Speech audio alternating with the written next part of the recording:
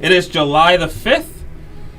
We have a lot of players here today, but I think we're still doing best of 4. It might switch to best of 5 later, depending. Happy observed 4th of July. Yep, observed 4th of July, Independence Day. But, yeah, so 4 rounds most likely, but we may have 5, so we might adjust that later. But we have Josh and Lincoln on camera, round 1. We have Josh on Domain Zoo. And then I wasn't 100% certain to what to put for Lincoln's deck, but it's the Dragon Rage Channeler.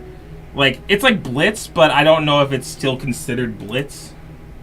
Because it doesn't play like Stormwing entities, I don't think. But I don't know. We'll get to it. Yeah, we can judge on the way that he plays it here. Yeah. Like, I thought it was still considered Blitz, but it might just be a Blue-Red Prowess, or that might be the name of it. I don't know. But tap Steve Vets for Lincoln. I know Blue-Red Powerless has been a deck for a minute now since those little dragon guys came out. But then, like, Prowess kind of became Blitz. Like, that was just, like, another word for saying Blue-Red Prowess. Well, I mean, it played so aggressively in the typical play style of Red-Blue, you know? Yeah. So I think it's kind of like a Rock in the same way where it just, you know, that kind of archetype style just gets clumped in. Yeah, just a bunch of different decks that are basically doing the same thing, just a little different. Yeah. But Lincoln just wants cards in the graveyard. He wants this Dragon Rage Channeler to be a 3/3 and does game flying. Does it play Arclight since it wants cards in the graveyard? No. Because no one plays Arclight anymore. No? Okay. Because, there's certain things. Picor is... you haven't played in a minute now. I probably haven't played Modern since pre-pandemic. Yeah, pre-pandemic. Yeah, Faithless Looting is banned, so the amount of Phoenix decks, boom, in the gutter. Faithless Looting was the backbone of so many different decks. But Josh did have the Zagath Triumph, and the Sacred Foundry to follow it up, so he does have all the domain types. Yeah, he's fully functional here. Yeah. But here's a red and 6. Run a 6+ to kill Lincoln's creature, and then in response he bolts. Yep. It was close. 2 for 1 on turn 2 doesn't seem bad. Yeah. So red and 6 gone. Would have been super nuts though if Dragon Rage Channeler has this weird thing where if you have a certain amount of cards in the graveyard, it becomes a 3/3. Sure. It would be nice if he could have chained something together to keep it alive. Oh yeah. Blow up. But expressive iteration to play for Lincoln. So that's 2 mana. You put a card in your hand, 1 to the bottom of your library, and then 1 gets exiled. And the exiled card you can play until end of turn. Oh, I was going to say, if Lincoln doesn't find a land off this spell, though, he's going to be real stuck here, especially against Domain Zoo. It looked like Domain Zoo was pretty land-heavy for his Zoo deck. Yeah, it plays a lot of fetches. But you play 3s and 4s heavy. Yeah. So, like, it is an aggro deck, but it's like, you're just playing, like, the best threat on each possible curve. Curve. And especially since you have so many colors, you can literally play the best, Yep. the best 3 slot. Which I saw he was playing like Mantis Riders, which I love Mantis Riders. 4 Mantis Riders in this deck that I saw him. And it appears to be, to me at least, that mana not being an issue for Josh at all here. No, and that's nice because I know the red and 6. So I know Josh's exact list because I was the one that gave him to him. We were looking online for a couple, but the list that he's playing, I believe he runs. Unless he changed it, he plays 1 red and 6. So we saw it early.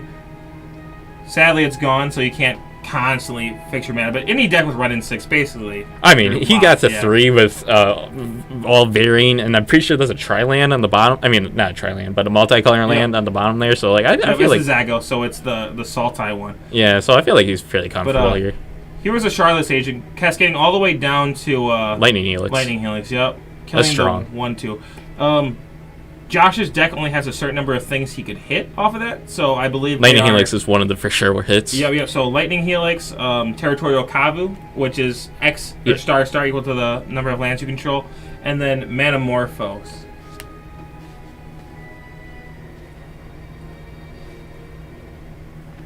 But so it was guaranteed one of those things would be hit.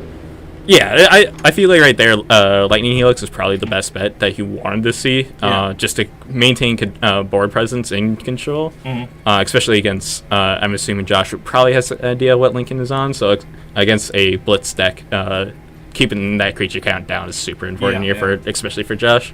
which I don't feel like Josh can go very wide if he had to.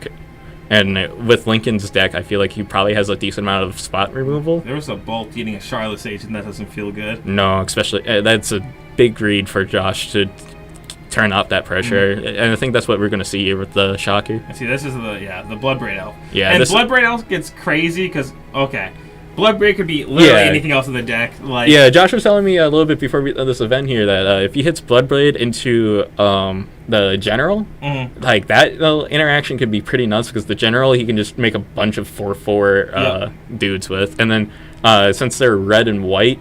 Another creature. Draco gives what is that? First Strike Trample? Or no, it's First Strike Vigilance. Yeah, First Strike Vigilance, which is just absolutely nuts. Yep.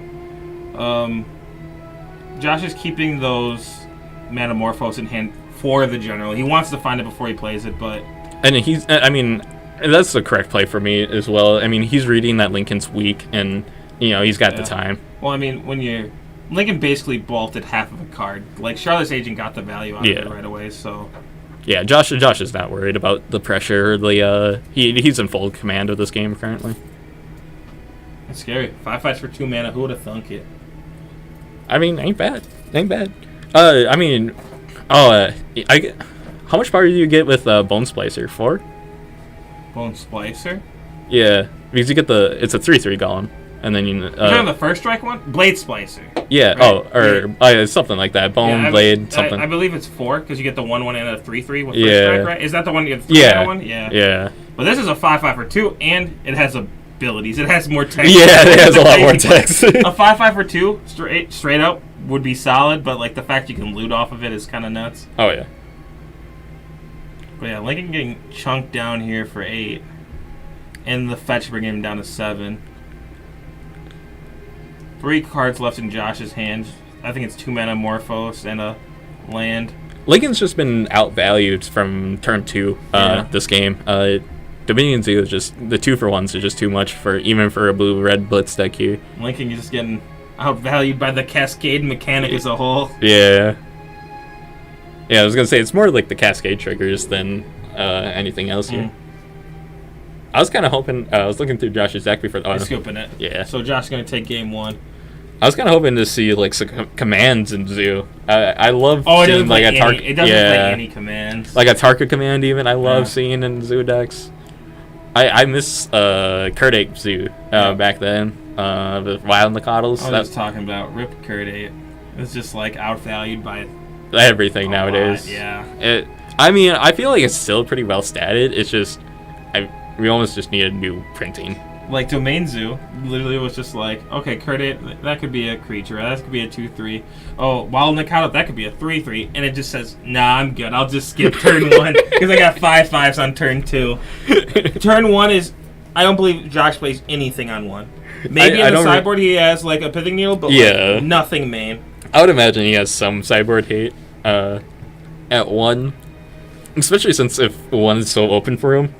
I can imagine that he has some amount of hate at 1 in this side. Yeah. But yeah, from the looks of it, if he ain't hitting something that's like progressing his game plan, he don't want it in his deck. The one thing I can say is that this list is pretty tight with what you can and can't take out. It looks like Josh is just taking out these Dracos, but I think a 2-mana 4/4, which is out of Bolt Rage, is definitely worth keeping in. I don't know if I necessarily agree with that. I didn't really get a clear look on what he was bringing in, but I think 4/4 flyers are where you want to be against a Dragon Rage Channeler deck. Especially all the creatures. I mean, even if he doesn't know if he's on a deck and just placing them on a blue-red prowess. Well, he saw the Channeler and the Bolt, so like. I'm just saying though, like he didn't really see any flyers even. Yeah. So like, like flyers are just bigger tags almost at that point. I think if anything, I would take out the Mantis Rods before I took out Dracos. Mantis Rider is a big investment for a Bolt. Yeah. To just eat it. 3 mana instead of 2. Like, at least if you played a 4/4 Draco, you get that static effect, so it needs to be answered, but it also needs to be like Bolt and Lava Dart. Like, a combination of things. Yeah, Lincoln definitely needs a lot more double spells in a turn than he was having in that game 1 compared to Josh. Josh's double spells, just coming out of turn 2 and going into turn 3, he was getting 2-for-1s on Lincoln. Lincoln needed... I mean, Lincoln's hand was fine, not knowing what he was playing against. Oh, yeah. But he didn't keep a 1-drop. That's in his deck of like 12 1-drops. 12 or 16 1-drops. Like, he needed one bad, but his hand was perfectly fine against like most decks in the format. But if you're not playing a 1-drop, you're just going to get bodied by 4/4s. 4/4s, 5/5s on turn 2. Because he just needed to give that Dragon Rage Channeler evasion. Yeah, I mean, it looked like it just needed to live a turn for Lincoln to really pop off. Yep, for sure. And that's why Josh minus immediately. But here's a Soulscar Mage and a Mishra's Bauble. I mean, that's right where Lincoln wants to be. Yep. He's going to look at top of Josh's library. Ooh, that was a Tribal Flames. So basically nothing Lincoln can play will survive a Tribal Flames. Tribal Flames is red in colors? Yeah, red in a color. Let's deal damage equal to the number of basic land types you control. So, most likely 5. He has a... Okay, so he's going to use that fetch for one of the off-color... He does have 2 Bloodstains, right? Yeah, he has 2 Bloodstains. So he can find the full domain on turn 2. It's pretty simple when you got Triumph. This is a lot better start we're seeing from Lincoln, though, this time. But being stuck on 1 red is a little rough, especially looking at his hand that looks like a Vapor Snag? Growth, the Soulscar Mage. Double Prowess triggers. So I believe it's... And more another Mutagenic Growth. 2 force. 10 damage coming through. So we had 3 Are we sure prowess... about that? I feel like that's a little light. Oh yeah, we had 3 Prowess triggers on each of them. I feel like that's a little light. I feel like it should be a little bit more. 1, 2, 4, 6, 7, 8, 9, 10, No, 11. I counted that time. Okay. I counted 11 the first time. I'm like, wait a minute. But that's a huge turn for Lincoln, especially coming here. And Josh having to fetch, and then also having to fetch, probably fetch Shock next turn if he really wants to make an impactful play. He basically has to. Does it? I don't recall seeing any basics, right? No, I don't believe he might play one. I think he played a basic forest last game, but he needs a red source. I don't think he plays basic mountain for this tribal flame. Oh wait, he just fetched the tribal flames away. He doesn't even have removal now. But he didn't know it was on top, so I think he had to fetch. So Oh yeah, true. But yeah, this is weird. I don't think Tribal Flames is a card. I guess right here he does actually want it because it does turn it on. I was thinking he would want a Cascade, but I'm just like, wait, Lincoln's just so far ahead right now. That was Josh's first land that he played, and he's at 9. Yeah. And he has to shock or fetch again to do anything. So, really smart to just mutagenic right away, just to get the damages where he can. And he has to stay above what 1, 2, 3, 4, 7, because if he Lincoln just has a bolt in hand. Yeah. So he has to stay at least above 7 here to stay safe. This is a huge uphill battle for Josh. He definitely needs to, if he can get to turn 3 at a healthy amount, this is a great turn 2 for him. I feel it's a great way to start stabilizing. Lincoln draws a land, island, it's over because he had that Vapor Snag in hand. Yeah. Yep, and he has a stalling turn, yep. That should be pretty close to game. That is game. Oh, that is? That is game, because he's going to lose 1 off of the Vapor Snag, right? Yep, forgot. He might be down to... No, is he at 6? Yeah, he's dead. He's dead. Oh, no, because that's only 5 damage. Vapor Snag 1, 4 on the ground. Oh, yeah. But he can't fetch or shock, which is his... whole deck. He can't play like a land, so... Yeah, and he can't do anything on 3, and 3 would have been the turn. Oh, never mind, he has a Metamorphosis in hand. It is game. Oh, okay, yeah. So we're going to be attacking here and putting Josh to -1. So Josh did get to play 1 spell that game. That's fascinating.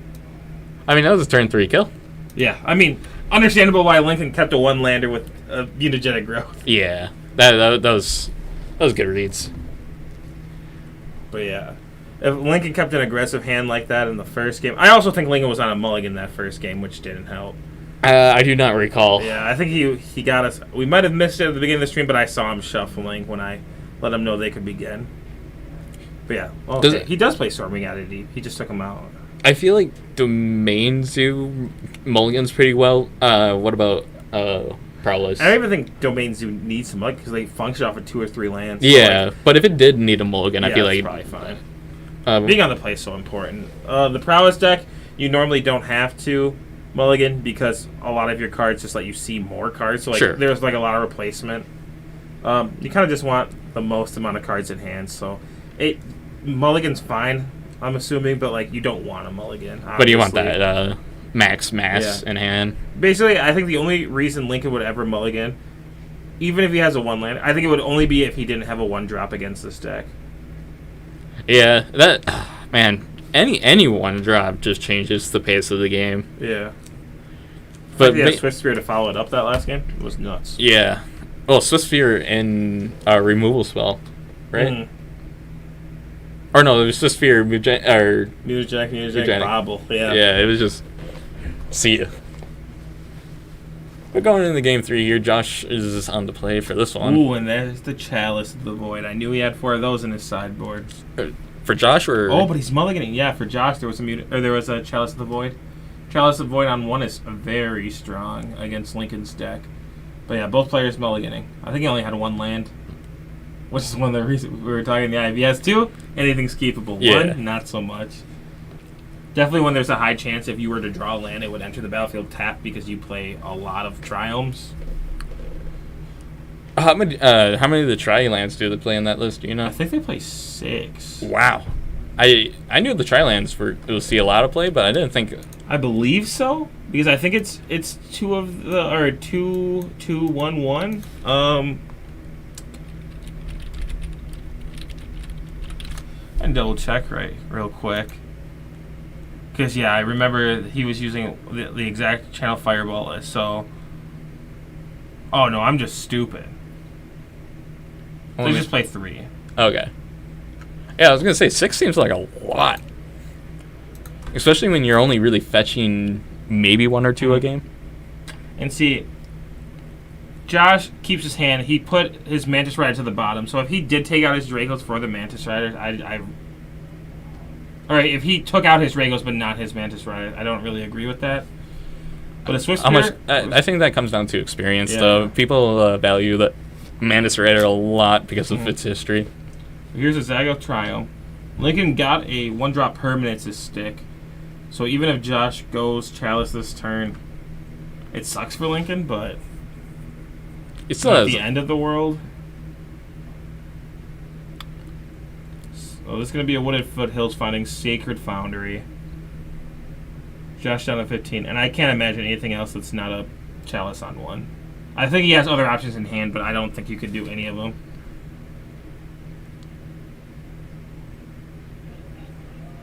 He does have a 5/5, but Chalice is better than a 5/5.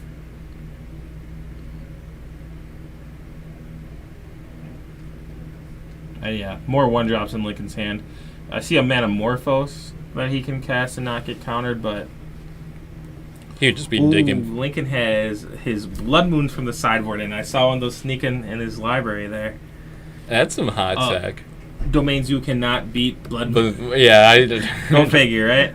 The one forest can't beat Blood Moon. Like you have Metamorphose, so you can at least filter some of it, and he has one in hand, but it's rough. It's rough. Cast 2 Bobbles. Cast Swift Spear. Counter. For you. Gotta keep him honest. Yeah. He was Chalice checking him. So he's going to look at Josh's top card after he draws. And he's going to look at the top card of his. He's going to be drawing 2 cards at his next upkeep. We're going to play Territorial Kabu. I do love that this Chalice literally doesn't interact with any of Josh's cards. Oh, yeah. Like, actually 0. Yeah, Chalice is one just perfect for Josh here. Ooh, Expressive Iteration to draw 2. Lincoln's drawing heavy 2s here. That's nice. Exactly how he drew it up. Oh, and he does have a Blood Moon in hand. Will he just go for that? And he will. Josh says that's pretty good.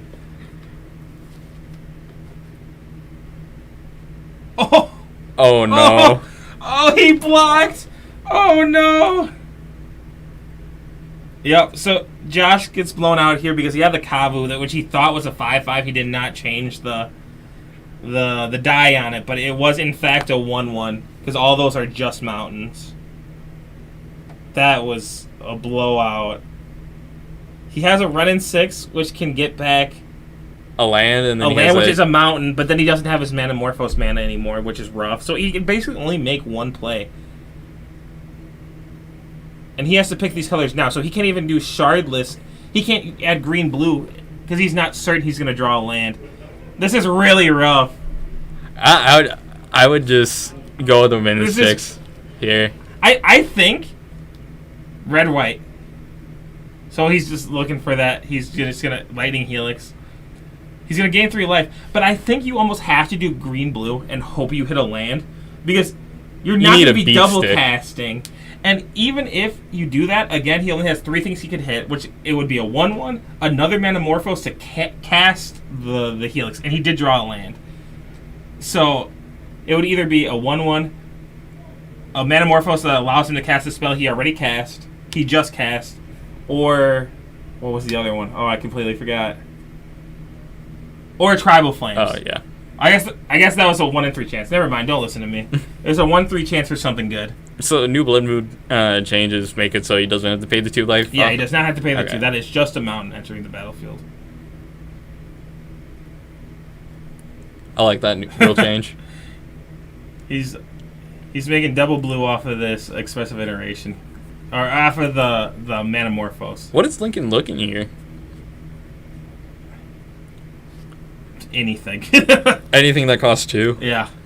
that resembles a threat, I guess. I feel like, I mean, Lincoln was really hoping his 1/2 wouldn't die. That's for sure. Yeah. Oh, look at all these 1-drops. I was like how we went from, what, turn 4, turn 3 to however long this game's gonna be. Lincoln went land, bolt you, countered. I don't think we're playing the game for a couple of turns. I don't like this. No, we're gonna be sitting here just playing Drago and hoping to draw. I don't even know what Josh can draw. Just wait for Lincoln to draw his Wandering Fumarole, dude. I hate Magic. Oh, Josh can say. Oh no, he can't cast that. Nope, he's gonna need so let's see, Draco costs 12, reduced. He's gonna need 6 more mana to cast that Draco. Flooded Strand. 5 more mana, we're gonna get a hard cast Draco maybe. You get Tribal Flames for 1 at any point. Hey, that can take oh no, Rootscar Mage is 2/1, right? It's a 1/2. 1/2. Swift Spirit's 1/2. Channeler is now a 3/3. If somehow they resolve through a Chalice. I hate this. I thought this was going to be a fun matchup. Nice, quick, fun ones. Nah. We're here to watch some Drago for a little bit. Lincoln has an expressive iteration. I don't even know what Josh... Can you pull up Josh's sideboard? Because there's nothing in his main board that he can literally cast to beat this. His game plan might actually just be to cast a Draco for 10 mana. Yeah, no, that's literally his only game. Oh wait, he has Gigantha as his sideboard. Why is he doing that? He definitely revealed it. He has what? Gigantha. Oh, he does. I think he forgot he has Gigantha, because honestly, I did too. He definitely revealed it at the start of the game. He does. He definitely has Gigantha because Oh, he gets a basic forest. Oh no. He got the basic forest. He can play the game. Blood Braid. Ooh, into the general. Uh-oh. Gas. Oh, random order, keeping the moss. We want to play exact rule Magic here. This is not good. And you're saying this is boring Magic. We just got excited. Yeah, we're just waiting for the natural 104 in the 59 or the 60. Metamorphose, double blue. Oh, he had the expressive iteration, but he could have cast it because of his own Blood Moon. So he was waiting for a Metamorphose. Oh yeah, he doesn't have a island. Yep. Oh, all 1-drops and lands.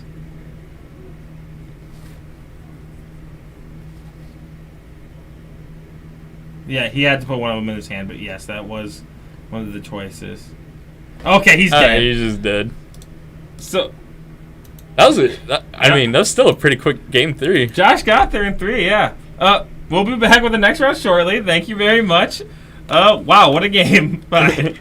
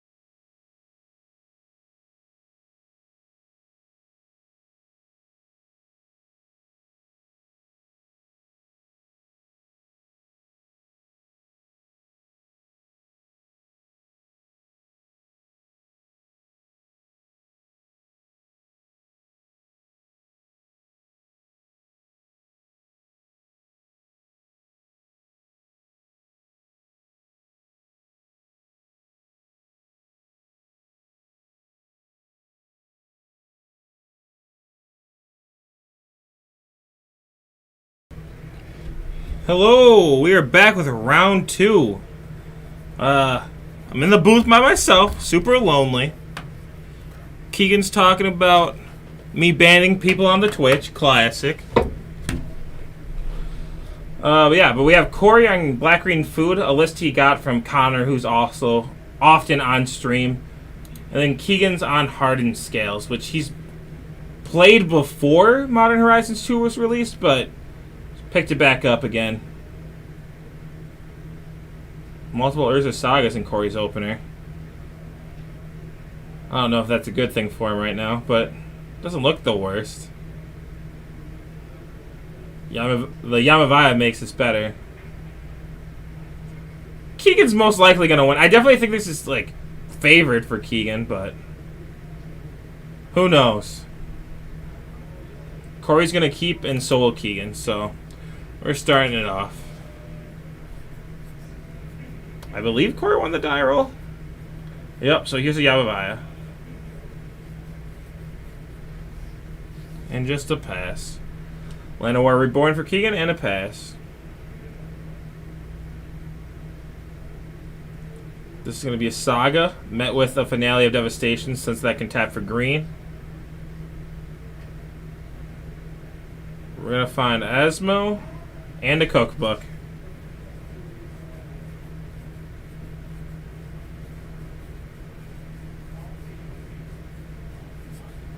This is hard for Keegan to win. Like, Keegan has more experience on this deck, and which is why I think he might win. But like, I do think this deck is just favored for Corey.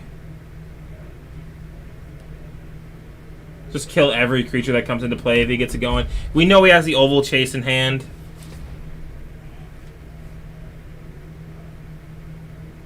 It's gonna be the GP Forest for Keegan, and a Hangerback Walker for 1.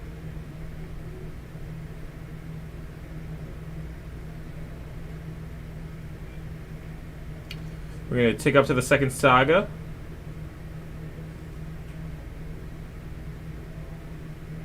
Oh, he drew the mainboard Pithing Needle, which is kind of relevant. That can name the Hangerback Walker.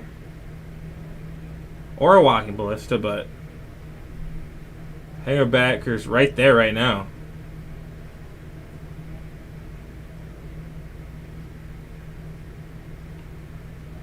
I can say it was a little weird for Corey to not just cycle that Street Wraith right away, just to see what options he had. He's just holding it. But here's the second Urza Saga.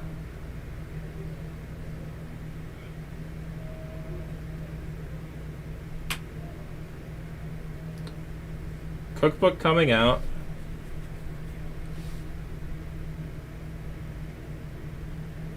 Pithing Needle.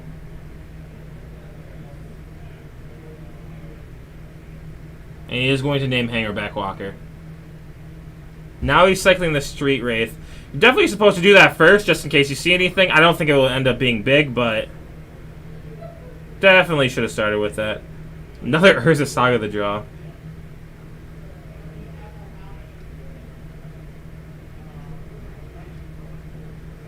We're swinging 3. Keegan down to 17.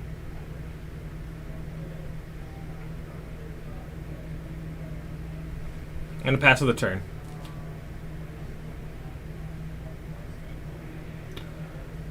This Urza Saga going to 3 next turn is kind of nice because you can get another Underworld Cookbook, and then things get really hard for Keegan.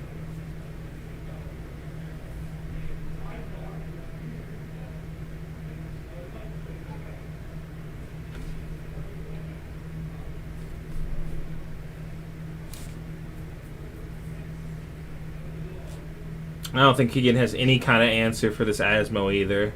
At least in the main board.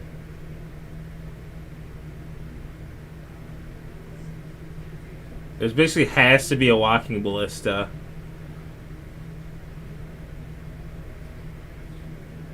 Okay, so before he plays this land, he's switching it up a little bit, but here's the Ancient Stirrings. Keegan doing a signature hand flick when he messes with his library. So he doesn't even realize he's doing it.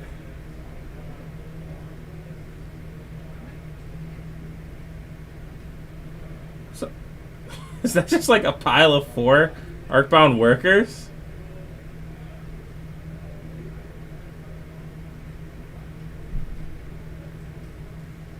Okay, it was a Zabas. There has to be like 3 actual Arcbound workers in that pile.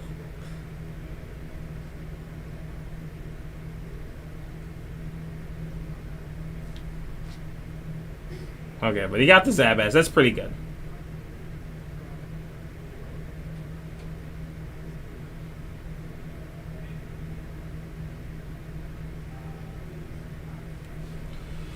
Four cards in Corey's hand. Gonna play a land.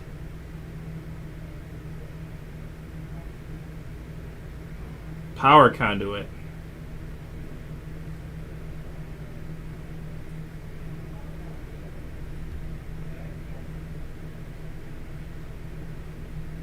I pass to the turn. Discard Ovaltase end of turn.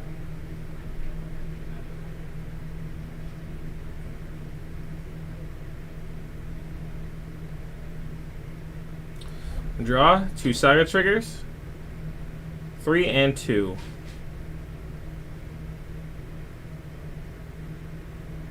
He's gonna tap in response to that one getting sacked to make a construct.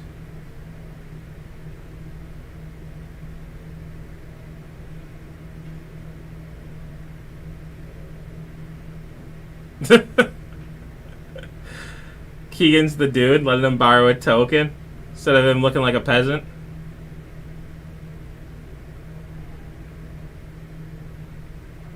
Another Underworld cookbook.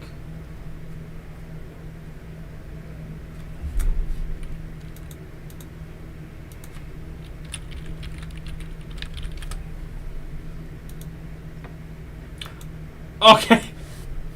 Okay. Well, I guess we're shortcutting, but Keegan just said he's gonna scoop, so I think he knows he's pretty much beat there. You would say there's no way he can beat 2 cookbooks and an Ovaltase in the main board that early.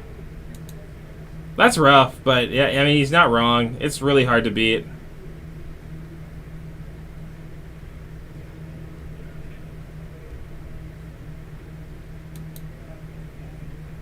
Yeah, Keegan's gonna need such a fast start. Like, this doesn't even seem close.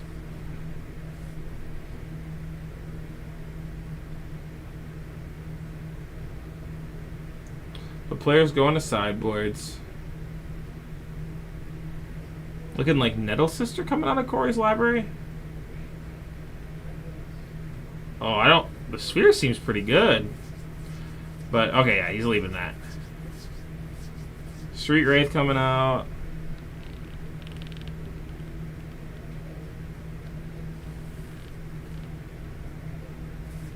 More Nettlesys. Sweet Wraith.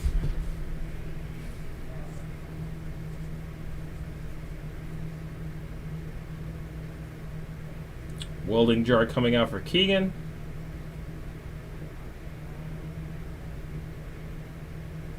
Oh, didn't see what that one was, but...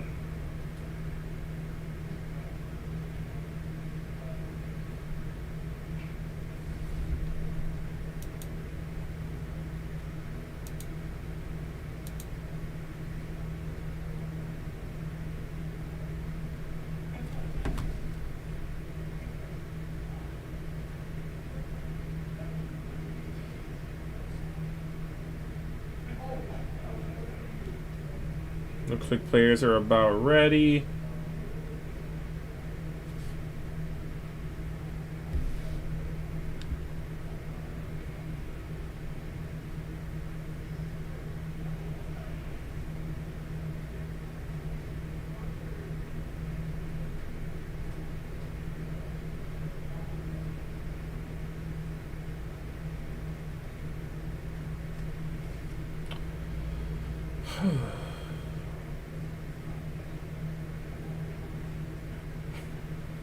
Keegan talking about Sam Black's article about what he was doing to help with Modern Horizons 2.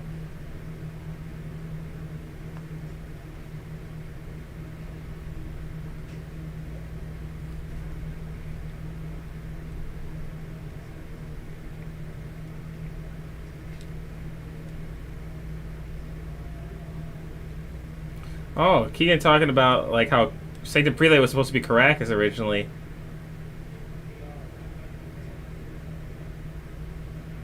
But instead they decided to go with the Sanctum Prelate. That's pretty cool. I didn't know that.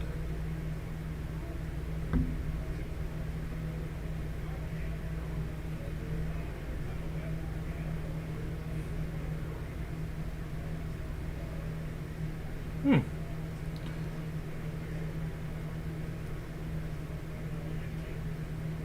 But Keegan all ready to go here.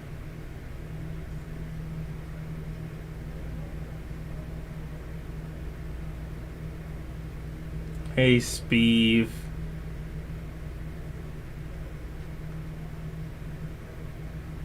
Thank you so much. I was hoping I had somebody round one.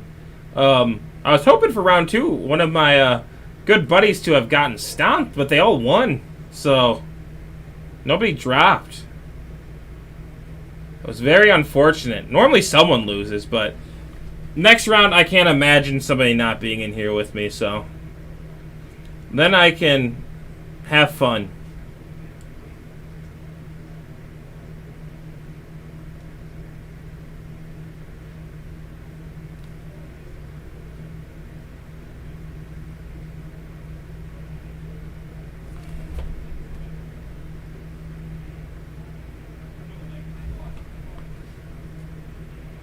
Keegan will be going first.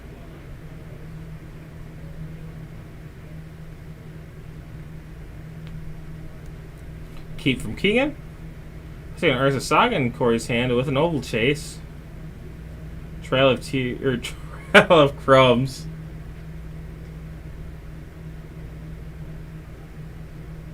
Okay, and Corey's just gonna mulligan.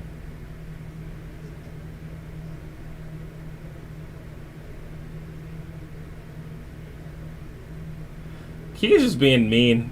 Keegan's just like, so we can hear in the play area. Keegan's just yelling at me a bunch. I didn't even do anything. Just here chilling. But a new 7 for Corey here. Asmo in the opener. And cookbooks. I mean, hey, him drawing the cookbook for that last card there probably makes his hand super keepable. Got a pithing needle on one. Yeah. Oh yeah. Put the pithing needle back. That makes. Oh no, he's keeping it. Oh, he put back the second oval chase. That's what he did. Makes sense. But Hardened Scales from Keegan, exactly what he needed. Cookbook. Just gonna gain some more information before he decides to just shoot off that pithing needle. There's an ink moth, so hey. Arcbound Worker. 2 counters. Discard an oval chase.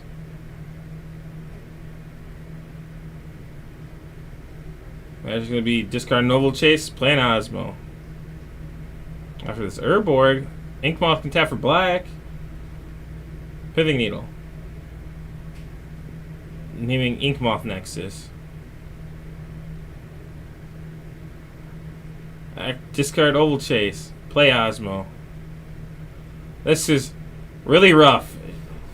Shoot your Arcbound Worker right away. Oh, and then he's finding another cookbook. Just shortcutting. That's so rough.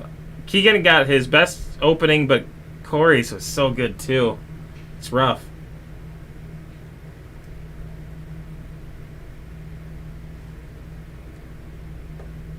This just seems so unplayable. Like, I don't know what Keegan can honestly do. He has this grip full of creatures, but he can't play any of them.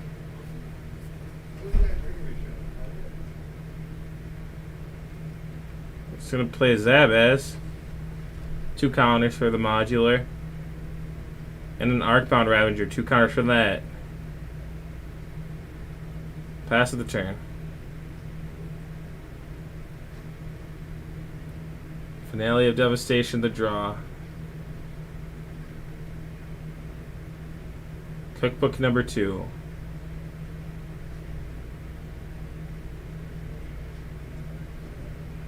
Discard, discard.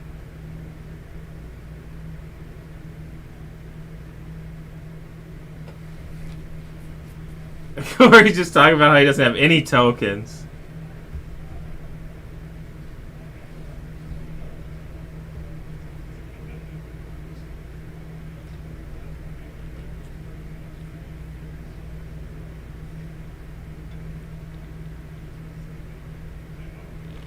Keegan telling Corey he can concede at any point. So no matter who Corey targets here, it's just going to get sacrificed to the other thing. I think it's completely okay just waiting here. There's... Well, I guess I don't hate an attack with that finale in hand. Yeah, swing for 3. No blocks. Down to 14.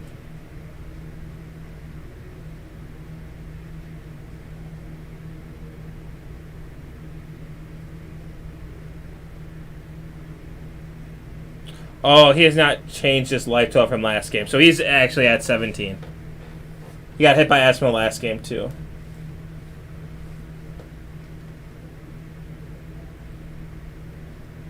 I think Corey should just play the cat and pass the turn, but I don't think there's any reason to shoot now. You can just get more information. It's an instant speed ability.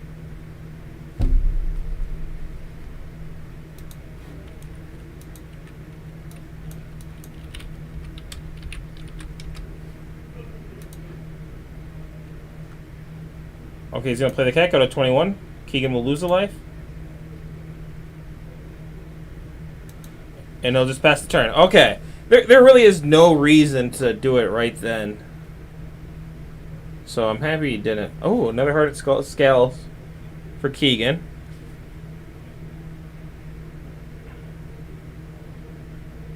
Response to scales. Attempt to shoot Zabaz. Sacrifice Zabaz to the Ravager.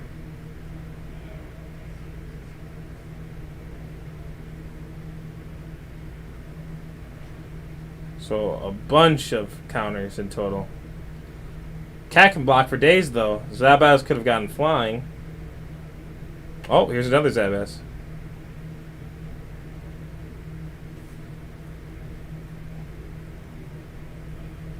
This cat can block for days. There's just no good attacks, really. This is depressing. Keegan needs to find, like, a walking blister or something. Corey also gets to just keep sending it in for 3 because he has that finale in hand.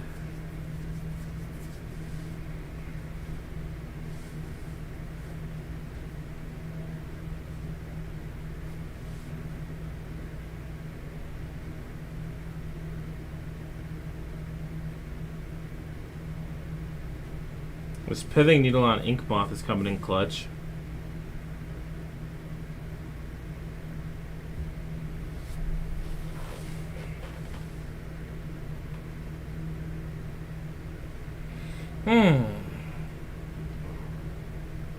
Gonna swing for 3.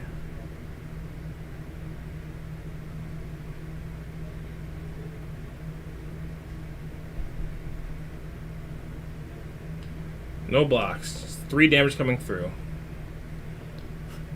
I guess in a fun world, Corey could just finale a devastation for another cat.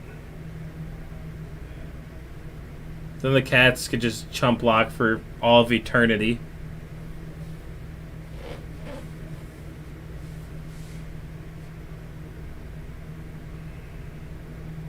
Land for turn. And here is a finale for 1.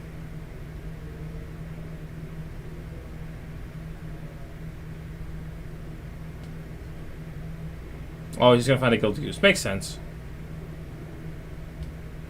He just wants to make sure next turn he can kill that Arcbound. Or he can attempt to kill the Arcbound.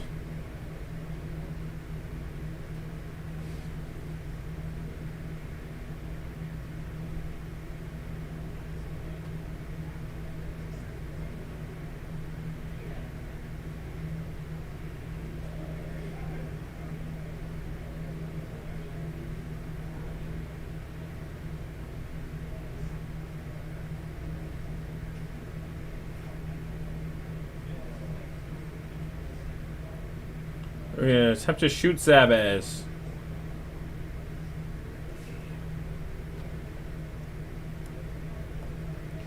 Moving 5 counters over to Arcbound.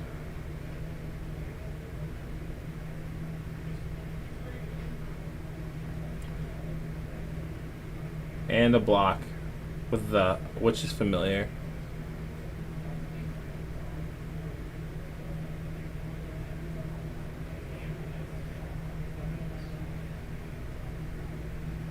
I'm just gonna go make sure that was the right amount of counters put on it. Oh, okay, no, he's switching it. Oh, actually, oh, 1 second.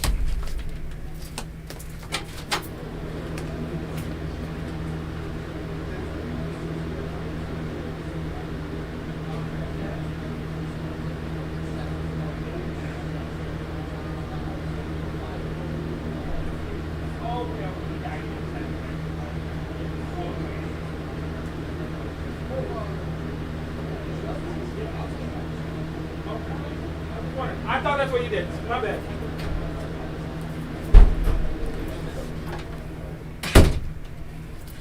Okay. No, the right amount of counters are on there. I thought he sacrificed it to the Ravager. There's a Saga for Keegan.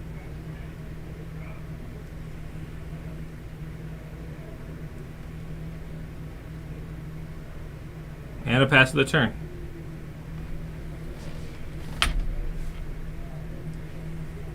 Make 2 foods. End of Keegan's turn. Make a 3rd food. Saga food, play a cat. Keegan down to 8.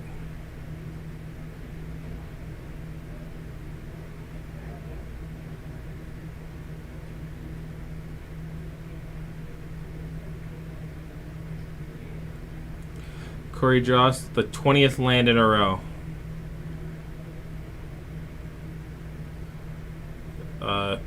The Arcbound Ravager is going to hit itself for 12. Swing for 4. Keegan down to 4. This is basically wrapped up. This seems unwinnable for Keegan. I thought, just with experience, though, Keegan might have it, but rough.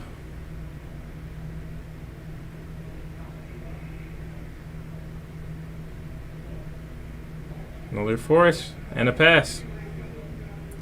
So Keegan can make a Karnstruct here, but Asmo just makes it shoot itself before damage. This is rough.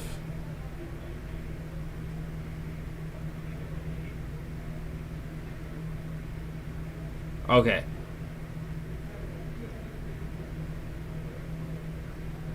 Okay, so when he activates this, he's just going to make 2 food.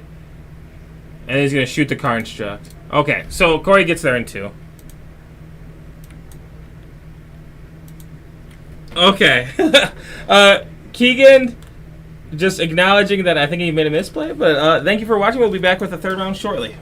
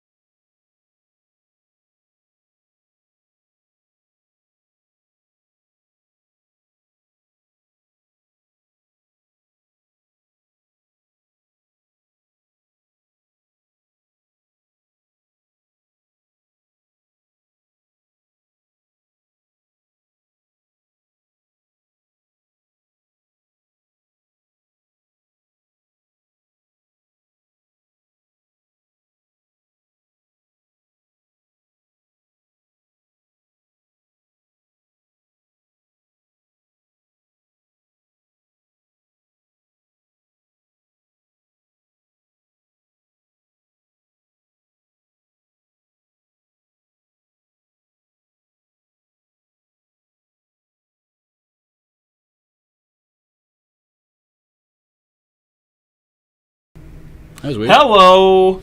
We're back with round 3. I have Keegan on camera with me this time. On mic with you. Or, please shut up.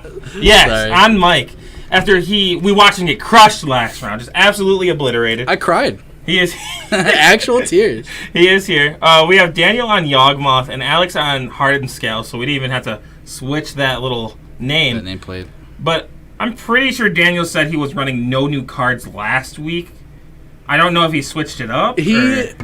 So I think Daniel is favored, but when I played Daniel with Scales on Saturday, I beat him. Okay. But you also beat the Green-Black Food deck. That's true. Before. That's true. Yeah. I really was rooting for you. I can't wait for you to go back and be like, I really think my bud Keegan's going to get there.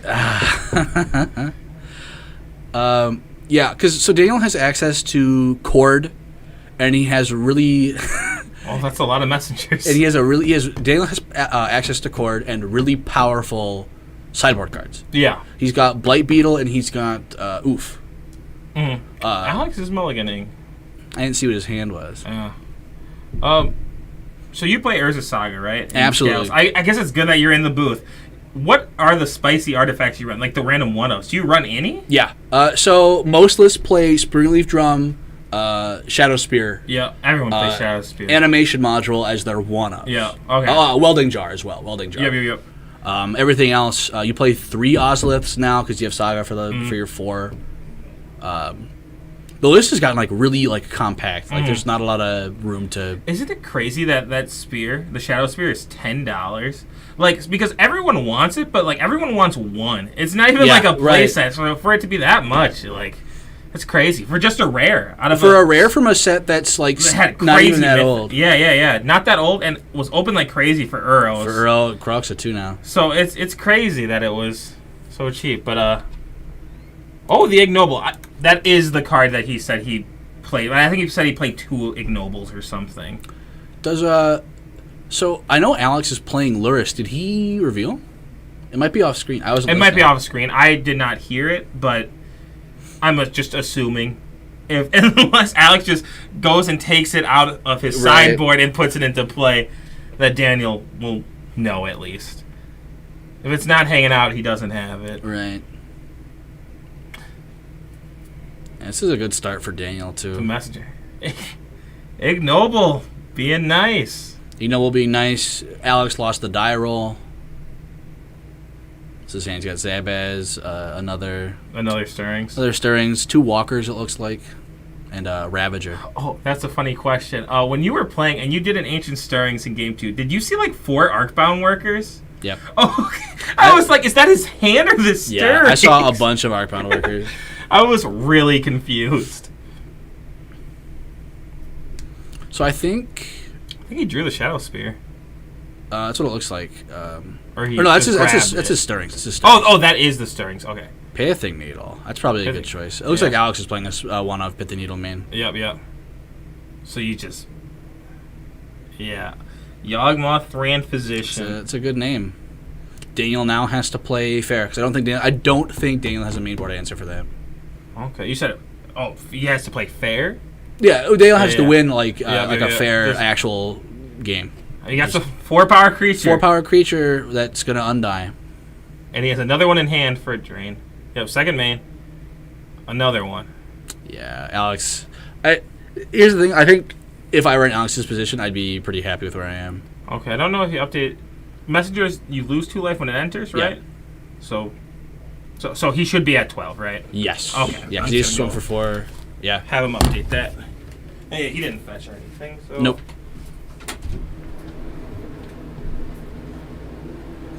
Oh, they could hear rubbish and open the door.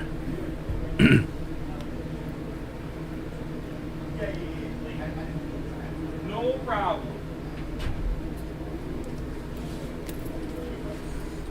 Keeping him honest. You know Alex. Can't trust him. Well, I think Daniel had the 12 written down. Yeah, he did.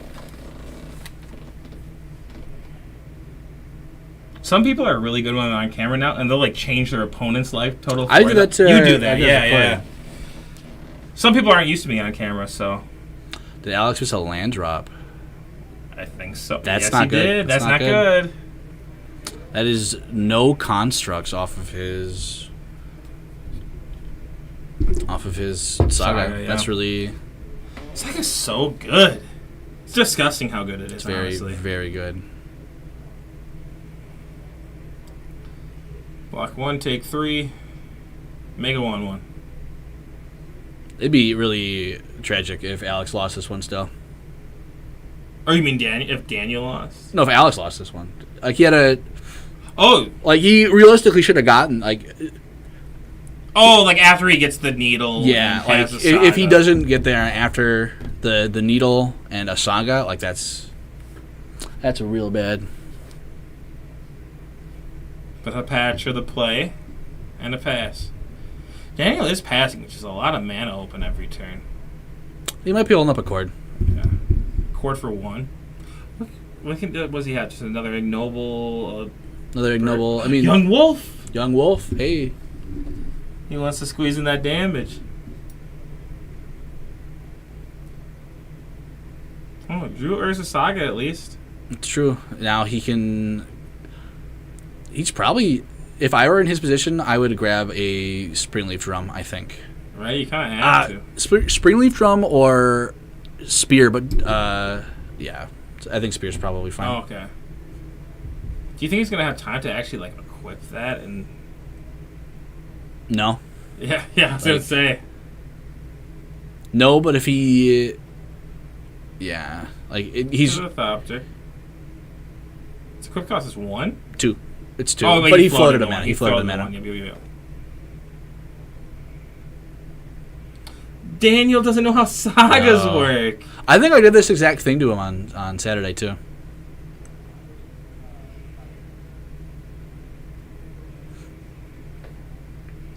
It is worded very poorly. Oh, yeah. I mean, it wouldn't have mattered for anything other than lands. Yeah, okay, swinging for 2, so Alex back up to 11. Playing another saga. I think, I mean, Is that yeah. bad? I think this is like the right play. Yeah. So I guess modular, you can just... Gaining 3 is really good. But you gotta block the Hepatra, basically. I don't think he cares, because Hepatra's only if when -1/-1 counters get put down, right? But when Hepatra deals damage, he puts a -1/-1 counter on something. Oh, shoot. So it would just negate the modular if he doesn't block it, so... That's a weird thing with the rules, actually, Connor was telling me. I think it might only be Infect that does it, but if you... So let's say you got a Soulscar Mage in play. Oh, are you talking about with the modular mechanic? Yeah. Yeah, no, I'm not saying negate. Like, if you were to die, if 2 -1/-1 cards would be put on a creature with modular that has 2, you would still get the 2. But what I'm saying is if he doesn't block the Hepatra, a counter will go on to the Thopter, and it'll just be strong. Well, it looks like Daniel put it on the Zabaz, and nothing got modulared. I think. Oh. Yep. You should catch There's that. confusion. Okay. You saved it. Okay, guys. What happened?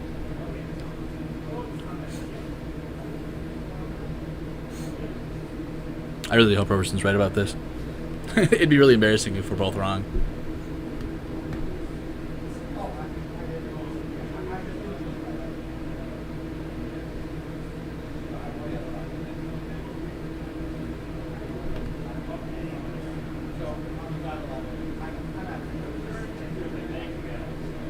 You're good. Nope, you're fine. Okay, so he did block the Geralf's messenger. Gotcha. Okay, and he put the counter on the... That's what I was saying. It kind of blanks it out.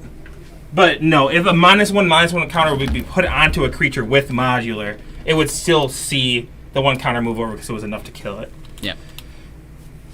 That is the weird interaction with modular that Connor was talking about. Yeah. Swinging for 2 in the air, lifelink. 16-8. I think the right play here is to pass and make a construct. Because what does he have? Walking Ballista? Walking Ballista, Hangerback Walkers, and Ravagers. Well, I mean, yeah, it looks like what he's doing. I mean, when you think about it, a 4/4 seems better than a 1/1 in most situations, yeah. But pretty low on life, so... Oh, and he has. Oh no, he's just dead, right? If he makes a construct, if Daniel just swings all out, yeah, Is he? yeah, because that's swinging all out. You basically have to block a messenger, right? Yeah. No, because blocking a messenger. It would. Oh yeah. If Daniel swing all out, No, because blocking a messenger only blocks 1 damage. yeah, Because it dies. Exactly. and so So- he's got to block. He blocks a. Dale's not even swinging all out, so we're fine. yeah. But if Daniel swing all out, I'm pretty sure this is lethal, right? If Alex is at 8, Because because what does he block? he blocks. Patra. He blocks a Patra, so he takes 6, 7, 8 damage. 8. Where's the rating? 8? Wait, so one from the Oh, Dryad from the Arbor, Dryad. the Yeah, snake. That's you're right. exactly lethal if he swing all out. And there's because you can't block a messenger, so. Yeah, that would have been lethal. Daniel over here missing onboard lethal. He's a combo deck, man. He's got a. He's not used to fair magic. That's really Daniel. I think Daniel lost. Oh, like now? I mean, Off that of that. lifeling's huge, right? The life thing's huge. And the sword, that's whole. What a sphere. Yeah, I think it's unwise for Alex to make another construct unless he's got a land in hand, which I don't think he does. So Alex blocked. I believe Alex is down to 3. He's just horrible at updating his die. Yeah. Oh, look at that. Or he's at 2. Yep. So no, I think so. If Alex untaps, draws, makes a construct, Yep. and he drew a land, perfect. Yep. And there's another Urza Saga. He can make a construct, grab a Springleaf Drum, Yep. And still be able Just to up that artifact count for Also, then he's able to go Springleaf Drum, tap the construct he just made, or the Thopter, the. Or the Thopter. Yep. play his new Saga.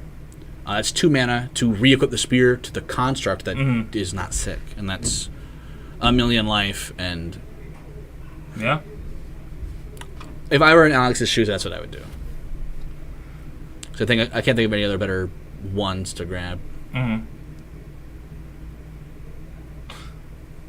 I'm just trying to make sure. Maybe the Dryad Arbor, that was able to attack, right? Must have been because it was untapped, right? Well, I mean, yeah. I mean, like, if you played it, it would be untapped. Oh, Dryad Arbor doesn't actually yeah, attack. it's They just- just have it's summoning sick. sickness. But I'm pretty sure he had it the turn before. I'm pretty sure it could have attacked. I'm not sure. Make the I just construct. want to not just be like Daniel missed onboard lethal, but Make the no construct. He probably still gets there, all things considered. Yeah, yeah. Ozolith with no counters. counters in play right now. Ironically, with Hapatra in play. Yeah, Holiday 5, pretty sure Daniel just missed lethal. Yeah, they had the liberty of That's going what- back yeah. in the tape, too, and checking. Yeah, we were talking about it quite a bit, but he missed lethal if Dryad Arbor could attack. Yeah, yeah.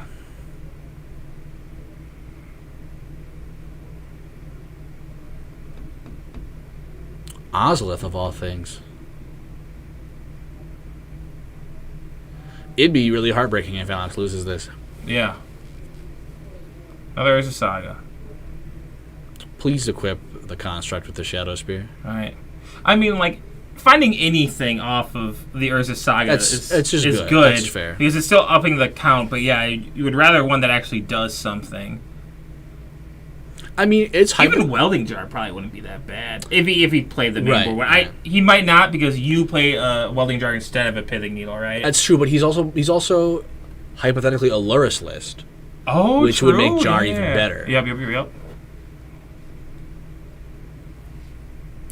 What is he doing? I guess he's just trying to make a bunch of Oh, power. Archbound Ravager's really good too. Like, Oh, is Daniel's not dead. yeah, he's not dead, but this light point swing, if he puts it all in the Thopter, Yeah. is Yeah, like because nuts. he's got 1, 2, 3, 4. Yeah, here. 1, 2, 3, 4. He doesn't have lethal, No, not lethal, but enough of a but swing. gigantic. Yeah, it's probably gonna be like a 20-point life swing. Like, Oh, for sure.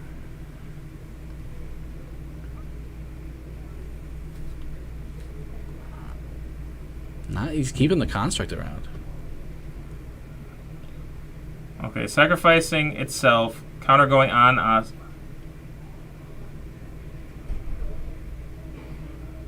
Okay, we're moving. So the Modulate went on to the Thopter. Those other counters just got put on with Oslov special interaction.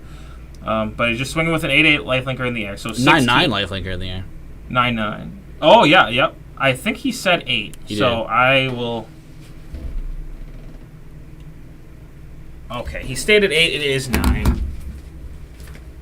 Hey, he's not updated. In fact, this is off.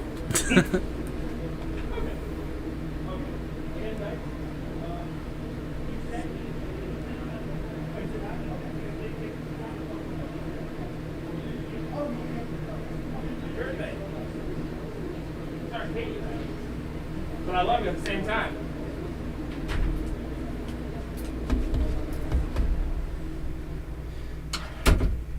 Doing a lot of running during this game. Yeah, you are. I'm gonna be fit. But yeah, good catch on the Shadow Sphere. I did not see that.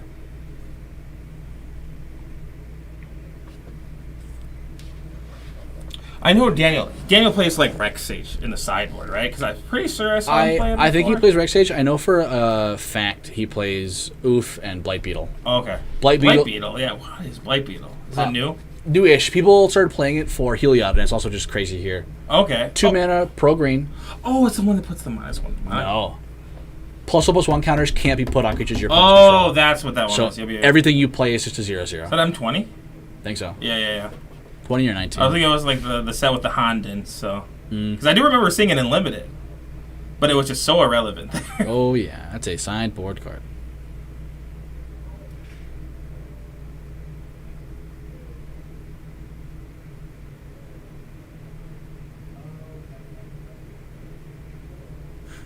Looks like Daniel's discussing the fact that he's dead.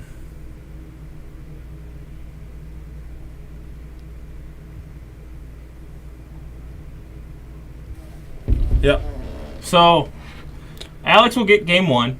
Definitely going to have to talk to Daniel to see if that.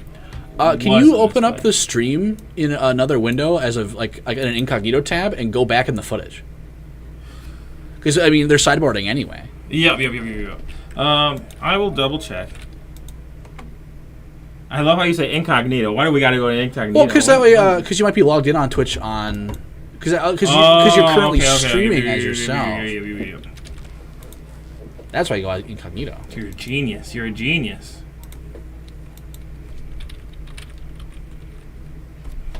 This would be one of the benefits of recording this chat, like, separately, too. Mm-hmm.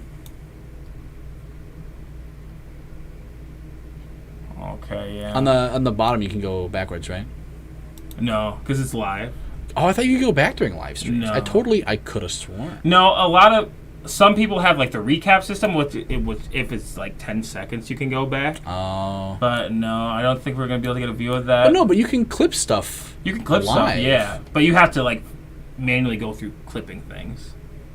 Right, but if you were to attempt to clip, wouldn't you go through the? Oh, so, like, I'll show you. So, like, if I tried to clip right now, where is the clipping button? If you hit clip, it goes back like 10 seconds. Or 10 or 20 seconds, and you pick from there. But, I don't know. We will find out. We will find out. He revealed his Luris this game. Did he say he didn't last game? Yeah. He forgot to? Yep. Okay. You played Luris for a bit, right? When you played Scales? Like, when you first started playing I played a Scales. couple of different builds that played Luris. Yeah. There's a green-black build floating around with, like, Thought Seizes and Pushes, and a green-white build floating around with, like, Paths and Gaddock Teeg. Okay. I love Gaddock Teeg, by the way. Oh, yeah, for sure. That's an awesome card. I think in a world where Saga is still legal, which I think realistically it's probably going to stay legal, Mm-hmm. you just can't afford to, like, get too greedy. Yeah. Sorry, you can't afford to get too greedy consistently. Like, Luris is an option, it's not consistent. Yep. I'm thinking back to that turn that we said he missed lethal, right? I was thinking, even if the Dryad Arbor wasn't summoning sick, why wouldn't you attack there, right? Yeah, that's true. Like- Usually everything. Even if it wasn't lethal and you would have put him down to 1, I still like attacking there with Apache, because Apache didn't do anything the next turn. Like, That's true. And then it just makes blocks super awkward when you're attacking with your Undying guys.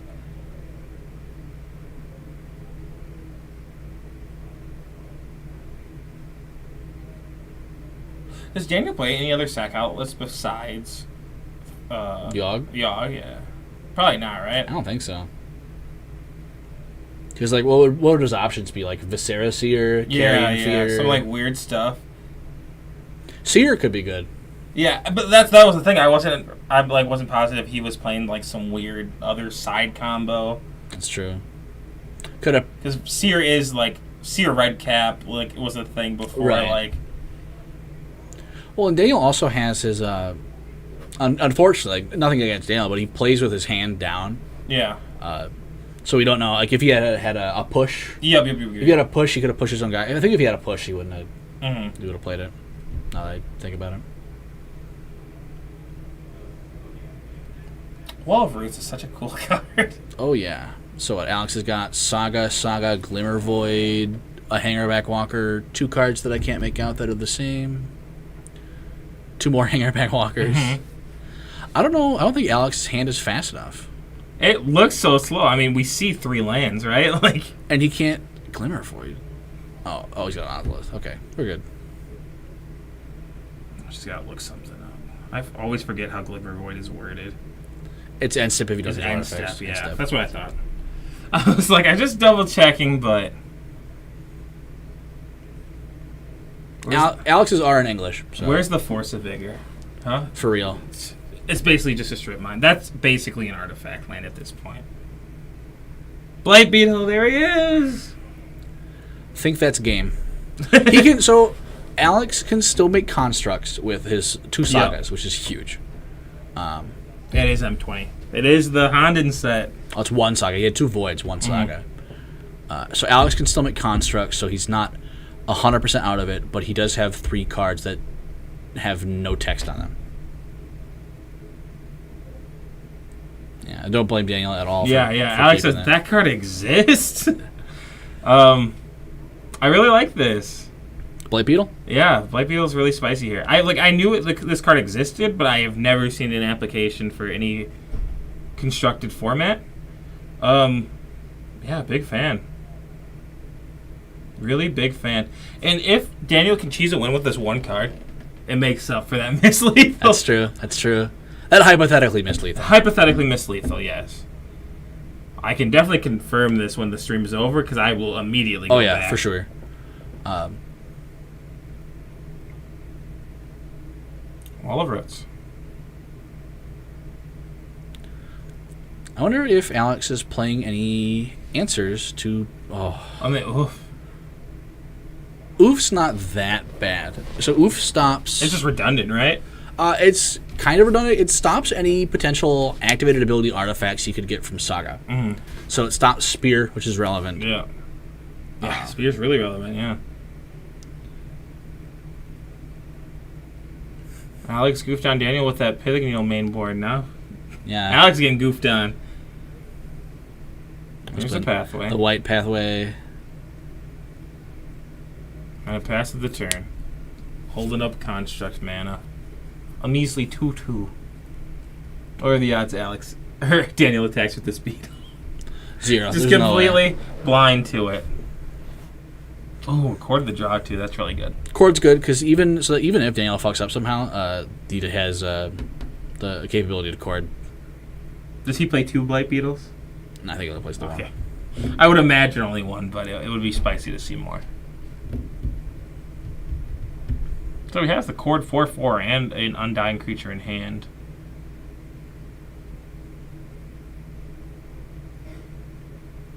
Black, black, black, black. Charles Messenger.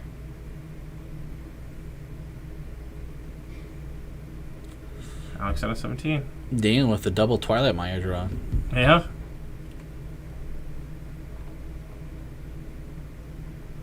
But he has the Wall of Roots to give him the green mana.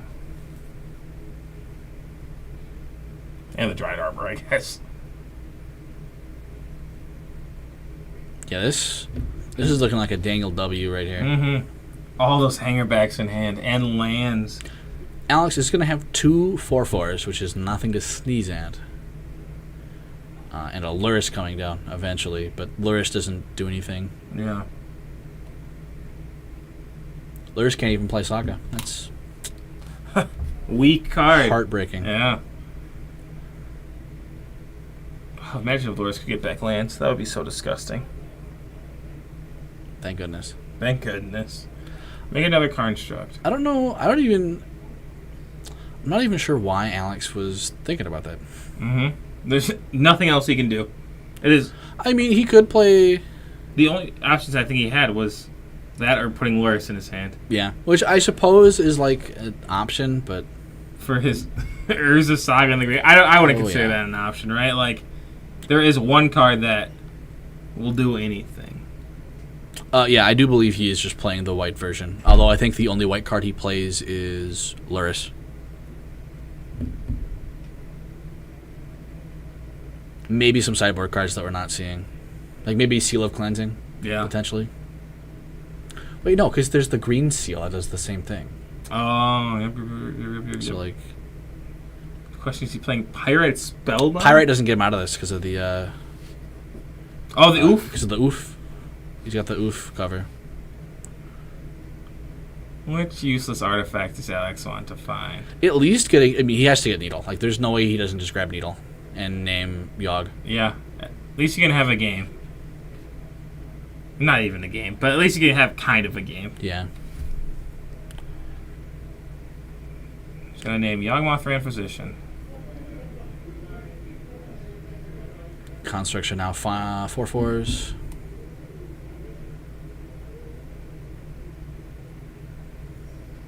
Like I said, he almost took the Shadow Spear, but then he remembered it's an activated ability of an artifact. Oh, Yep. yeah.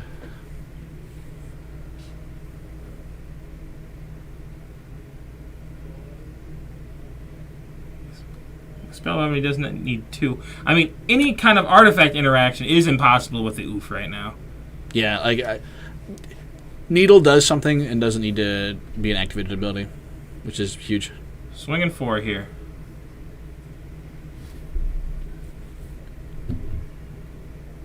You see in affinity lists lately? No, I have not. Very cool. Although, well, I've seen the blue-white like legacy affinity. It's like new modern affinity. Is it white? Is it like Esper Sentinel and stuff, or? No, Esper Sentinel. It doesn't have affinity on it. But it's an artifact. Are you talking like the actual like Frogmite list and stuff? I don't think they're playing Frogmite, but yeah. What is it I'm sorry. playing? It's playing Saga, Cranial Plating, Edge Champions, Thought Monitor. I have seen this. Yeah. I have seen a list like that. It's blue. Okay. Thought Monitor is a messed up card. Oh yeah, very. Oh, we're recording here. What are we recording for? 2? Right, that's all we had? Yeah. Hapatra. That's a dude. Hapatra. So here's a question for you, Mr. Judge. Yep. So You're going to make me look like an idiot. no, because I love having you on this here. This is Yeah, a weird yeah. one. So I know on a creature, if the creature is still alive, Yep. and there's a +1 and a -1 counter on it, they cancel out. Yep. If a +1 and a -1 counter are on a non-creature permanent, like say Llanowar Reborn or the Ozolith, do they still cancel out? Instinctively, I want to say yes. I hope I'm wrong. I hope you're going to tell me I'm wrong. That's it's a genuine. That is not a question. quiz. That's a genuine question. Oh. I will double check. I want to say they cancel each other out still, but that would make sense. I will double check real quick. Yeah, because that would be so weird, right? Like if it didn't.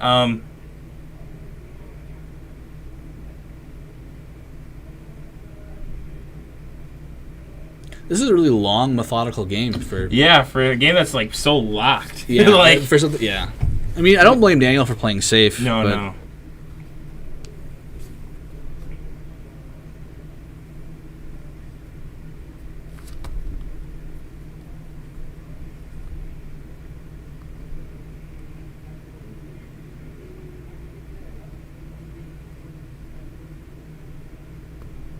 Yeah, I think I'm surprised Alex hasn't just scooped here. Alex Daniel can't do anything. Daniel next has turn. Hapatra and Geralf's Messenger.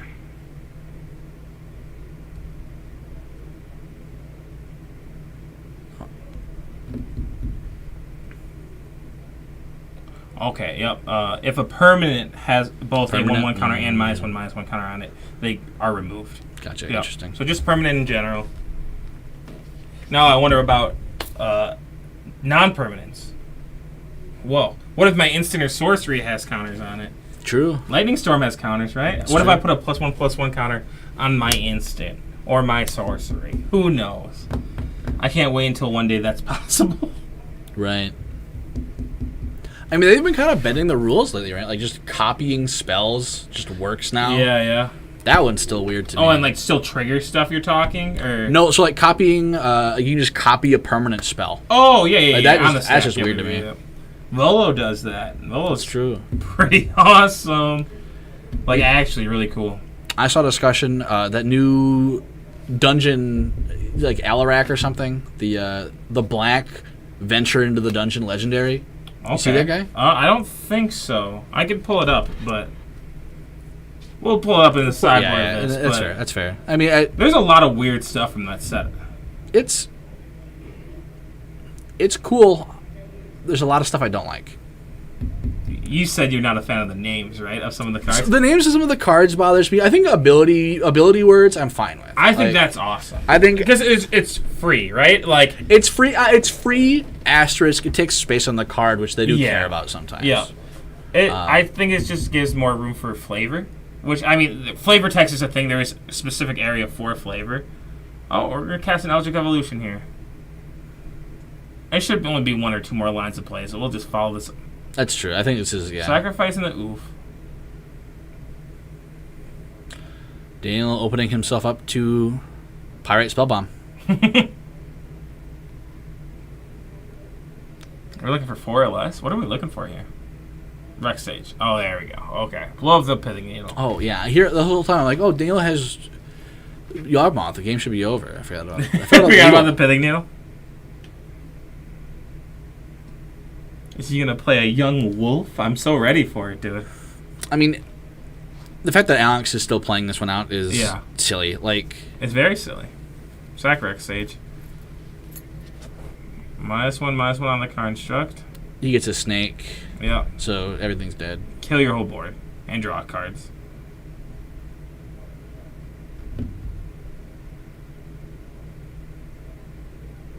This is the first time I've seen a patcher work like this. Like, work how it was, like, intended. Right. I always see him Daniel play Hapatra, and then just hit with it.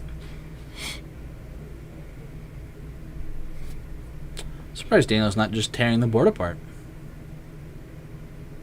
I mean, if you can find a young wolf here, the game's just over, so... This is all free, right? Like...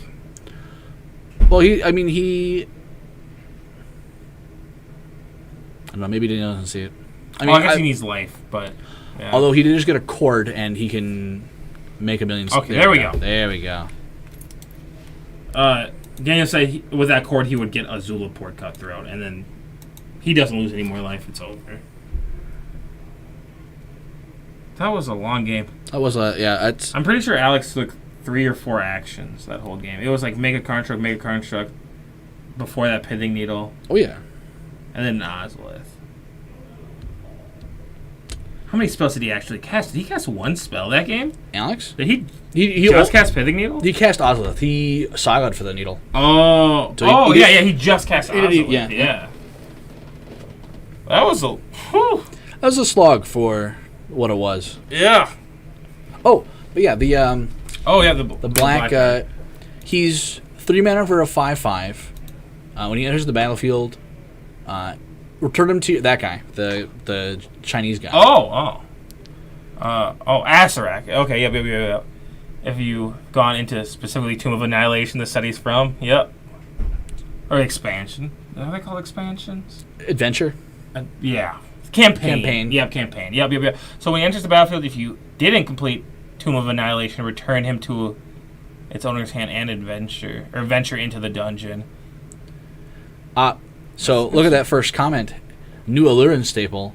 With just that and Allurin, there's like a drain one. There's a dungeon because you can just play that infinitely with Allurin, right? Well, it's just if you didn't complete, right? So you just you never complete Tomb of Annihilation, and you just do a different dungeon. Oh, yeah. You just venture Wait, into a can you different. be in more than one dungeon? Well, no, but at it a doesn't time? say venture into the Tomb of Annihilation. It says venture into the dungeon. So when you venture into the dungeon, you choose one of the other two that's not Tomb. Oh, that's what you're saying. You'd never start the tomb. Yeah, you Okay. never start Tomb. Sure thing. And Oh, that's fun. That's spicy. I like the that. the not Tomb adventure or Yeah. the not Tomb. There's two of them besides Tomb, Yeah, right? Yeah. one of them has in its like 5 rooms. Drain 1, draw a card. Oh. So you drain as much life as you have cards in deck That's fun. off of just Oh, yeah. So you. Tomb of Annihilation. So well, we ignore that one. You just lost Mind of Phandelver. Huh? The right one. Okay, yeah. Scry, make a goblin, or make a treasure, Sure realistically. thing. Oh, yep. And Dark Pool. Dark Each opponent Pool, loses and then life, you you draw gain a life. life. Okay, yep. Lost Mind. Lost Mind. There we go. Okay. That's pretty sweet. Yeah. That's actually an Alluring staple. Wow. There could be. It could be. I mean, it's funny. It's funny. That's bare minimum. It's funny. It is just a 2-card combo. True. I mean, but Legacy's a lot of those, right? Sorry, Legacy has Yeah. a non-zero amount of those. Well, Vintage has a bunch, right? Yeah, that's true. Did you see the waves that the green-black 2/2 made out of Strixhaven? The one wherever you cast or copy a spell, you gain a life and each opponent loses a life? I did not. Is that really? Yeah, because you know what Chain of Smog is? Oh, is that like actually seeing play for real? It was like an actual thing. I thought it was like just an It's EDH just straight thing. up it's straight up just a 2-card combo. No, it's not Vintage play. Or it was. I have seen people in Vintage Right. talking about it. That's fair. I mean, it's nuts. It's just really good. I mean, the creature alone is just good because Vintage. Alex not revealing Lyris once more. Alex not revealing Loris this time.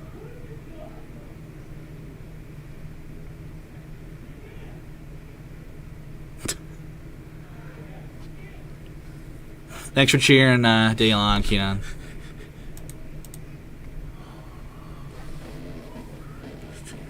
You're lucky.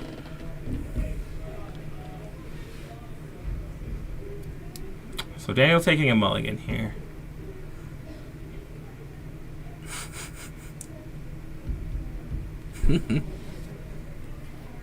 This is a long round, and it is warm in this.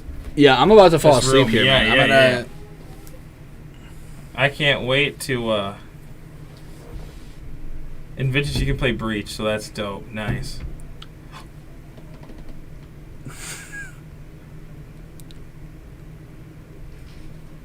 So, we're going into game 3. Daniel's mulliganing. We could have just stopped at 2. If it turns out Daniel did just miss lethal. It's true. Well, no, that's damn Daniel. Oh, a reference. A throwback.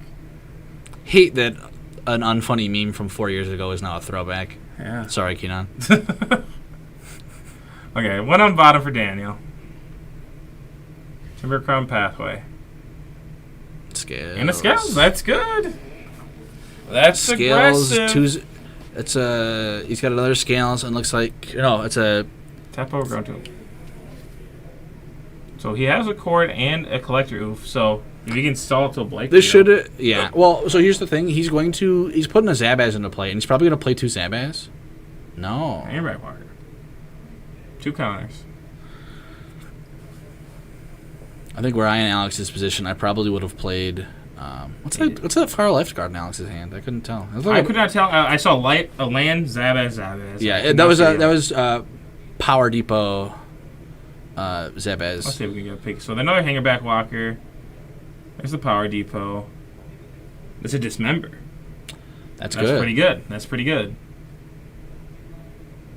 Daniel, I do believe, also plays Urborg, which could be a funny moment. We had on camera somebody casting a Dismember, and there was an Urborg in play, and they took 4 life from it and passed the turn with 2 mana open and no cards in hand. It was very funny. There we go. Alex caught it.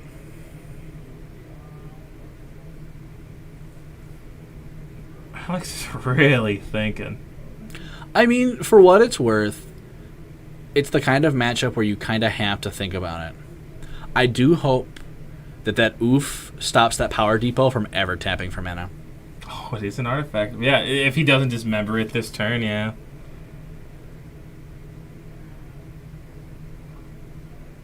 Zabaz.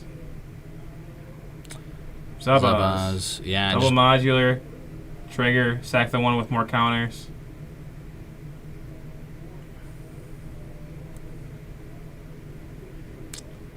Pretty good.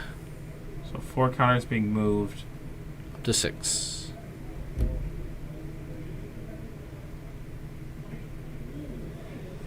Daniel down to 14. And that's, you said that's the play you wanted to make turn 2? I would have. I'm not sure because I think it can go either way. I would have gone Zabaz on turn 2 instead. Mm-hmm. But I think realistically, Hangerback Walker's safe. Walker's safe. He's got Saga up. I think I'm probably wrong there. I do hate Power Depot. I thought you tried it out though, right? I tried it out for like 2 games. Okay. Or 2 sets online. So entered with an additional because of the Zabaz. Entered with additional because of Hardened Scales, right? Entered with 2. Should have entered with 3 No. from the other Zabaz or the Hardened Scales. Are they? No. So yeah, because he goes Zabaz on 2. Yep. Second Zabaz, also 2. That Zabaz dies, moves 4 counters.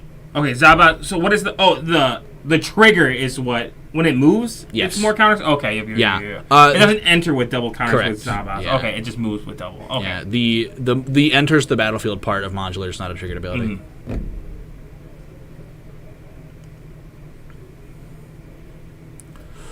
Don't you dare try and make a construct.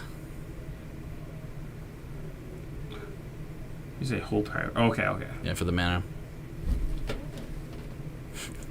Oh, I'm ready to run. At the ready. Just I'm ready to run. I'm ready to get this guy. Don't you dare do it. hopefully, Daniel, we'll give him a second. Give them the benefit of the doubt. As much as I want to disparage my friend and Alex. Yeah. I'm ready to run. I'm ready to sprint. Absolutely roast him, dude. Daniel does have a Blight Beetle cord up right now. Oh, with the Wild Roots Man. Yeah, Yeah, that's pretty good. Which is huge. To the point where I'm surprised Daniel hasn't... Because if Alex grabs a Zabaz off of his Saga here, that's 4 more counters on the Hanger Bank, which is awful. Although, no, he can respond to the... Nope. Oh. Yep, he tapped it. Yeah, Never mind.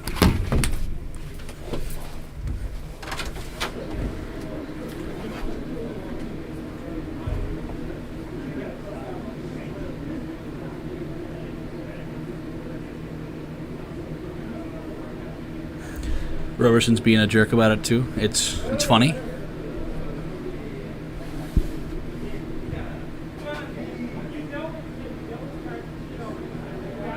Judge, yeah, we got it, Connor. Don't worry. Although Connor can't hear me, actually. Connor says in chat, Judge, Power Depot is an artifact. Wow, thank you. Make Alex cry.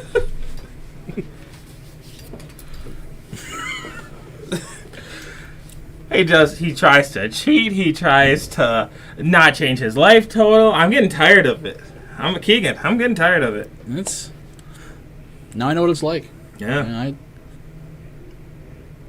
Honestly, though, if this game ends up running to time, they probably will just get a 2 or 3 minute time extension because I have been running in there quite a bit this game. So 2 minutes. Don't be too generous. Don't be 2 minutes. Okay. Don't be too generous. I guess they were really short interactions, but I have gone in there quite a bit just for stream.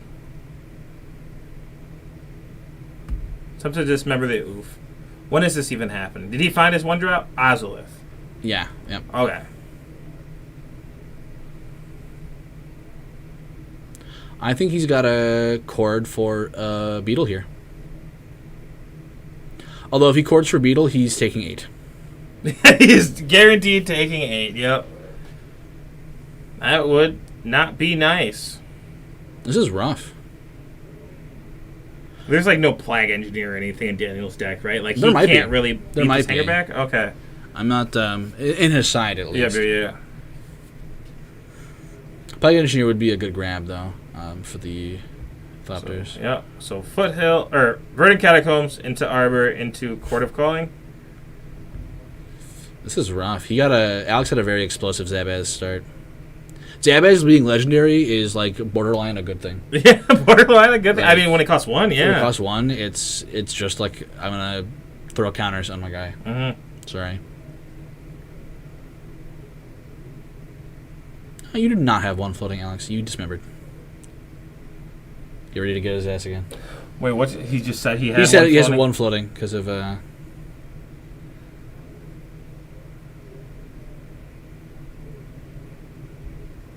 Dismember resolves. The beetle is in play. The beetle has protection from green, right? Yeah. Yeah. So not relevant here. Relevant if Alex plays Gem Racers, which he could be because he's not revealing Luris this game. Well, he only has Hangerback Walker in his hand, so there's nothing he can do with. If he has this pretend mana, there's nothing he can do with it. It seems. He could play Walker for 1, or no, he can. Yeah. What? Yeah. Daniel just has to. Daniel's gonna be taking 8. Is this the second time somebody said Alex should consider playing a deck that doesn't get hosed? it's the exact same wording. That's a good point. Grafdigger's Cage would have been a decent grab. I know that I play Grafdigger's Cage, but I'm not sure about Alex. Yep. It's a Pete land. I mean, Daniel has blockers for days, right? Wait. Oh, Depot. That makes mana of any color for artifacts, or yeah. Oh, so Zabaz can get flying. Zabaz can get flying. Uh-oh. Zabaz can also destroy the Hangerback Walker for 6. Yeah. Oh. Hopefully no. Alex sees this because that's huge. Yep. I'll be honest, I didn't see it until you just said it. Connor also plays Cage. Yep. Connor's also bald. Jeez. See, I'm saying that assuming he can't hear me. Yep. Destroy Hangerback Walker with Zabaz's ability. By Daniel reading the card, I'm assuming he didn't know that. This is heartbreaking. Daniel can set. Wait, so it's pay a life and I mean, doesn't matter. He'll lose a life for each one he prevents, and he's scooping it up. So we will be back in the final round. I'm assuming this was the last game going on. It had to have been. But we will be back with the final round shortly. Thank you. Judge DQ for bullying. He could hear me.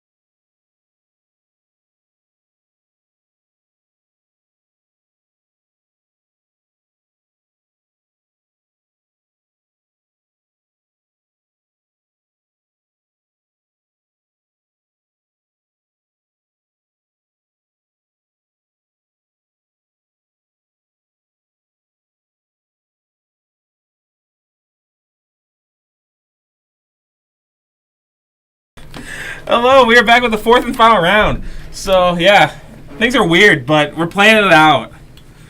We have Amato on Blue Moon, and we have Counter on Goblins, which is more of a combo-y Goblins kind of thing. I mean, even like Tribal Goblins is still like a combo deck. Yeah. I mean, true. I mean, all Mux's decks in Legacy are combo decks. I suppose, yeah. But, Cavern naming Goblin and an that's Aether right. Vial. That's why you need headsets. Yeah. Crazy. Yeah. Even though you were made aware that even when I have a headset on, I still miss things sometimes.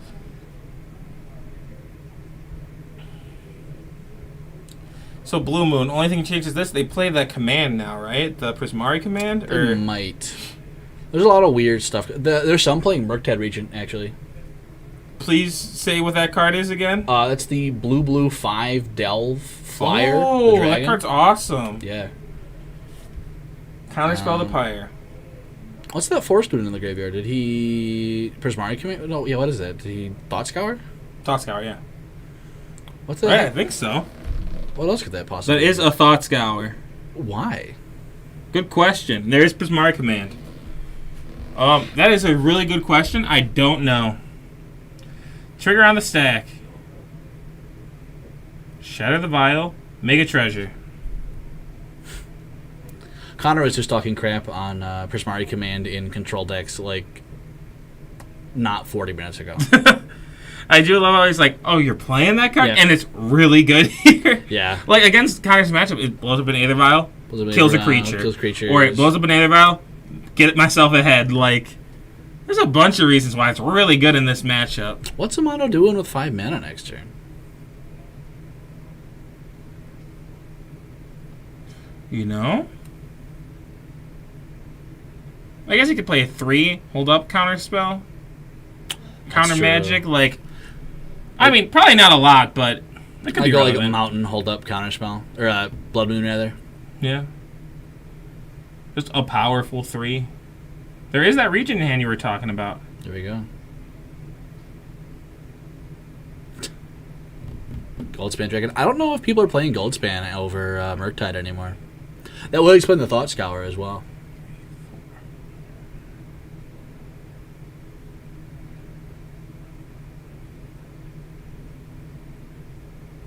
That makes sense on why you play Thought Scour. Yeah. So That's 4 gross. counter, yeah.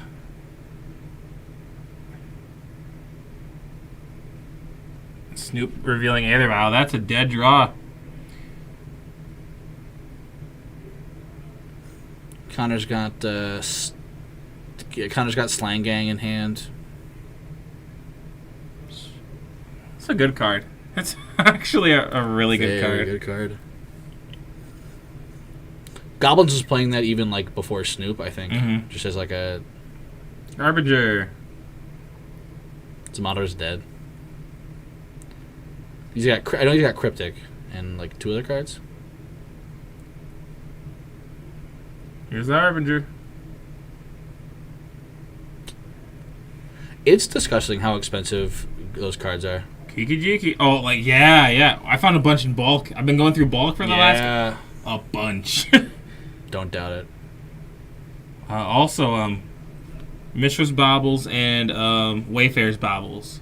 Wayfarer's Bauble is way too expensive. Yeah. Like, for real. Okay. So, Connor gets their game 1. That was really fast. Amato had a Cryptic. He didn't have a 4th land, but the treasure was the source for it. But He had treasure for like a bolt is his like best option there. Yeah. But Amato was just like, he just needs to not have it. And he went for it. It didn't work, but I don't think it was a bad play by any means. Not sure who's favored post board. It's got to be Amato, right? I think so. Because Connor's probably more likely to be trying to beat fair decks. Mm-hmm. Looking at we got Chalice, Fury, Fury's pretty spicy. I like that. and then Amato's. Chalice. What's Chalice gonna name? I mean, Or what number? Yeah. I guess Amato 0. Yeah. Rather, not being played. But like you just played on 1 and Dumpster, Burn, and Shadow. Wait, then why did he just put it into his main board? I don't know. I hope. Oh, I thought I saw him put it to his. Maybe I'm just. so confused, but I'm pretty. Yeah, they're definitely in there. There's been a lot of Blue Moon discussion amongst our guys lately, so it's possible Connor knows something we don't. Okay, big brain Connor. Maybe a Chalice on 1 is backbreaking for Amato. Can't play Opt anymore. Can't play Thought Scour. You can still play Prismari Command and Murktide Regent and... Yep. I was going to say, it seems like a lot of different CMCs in Amato's deck, and I definitely don't think he's taking out the Prismari commands you just saw. No. That seems so good. So good, but not good enough at the same time. But the Munix experts immediately came out. If Amato hadn't have blown up that Vial, I think Connor would have had a kill there, wouldn't he? Because he Vial on 2, Snoop, third land, Harbinger. Oh, well, it would have had Summoning Sickness, but You're right. In my brain, Kiki Jiki has haste, so does Snoop. so does Snoop. That is like the only downside about the Goblins combo deck is it not having haste.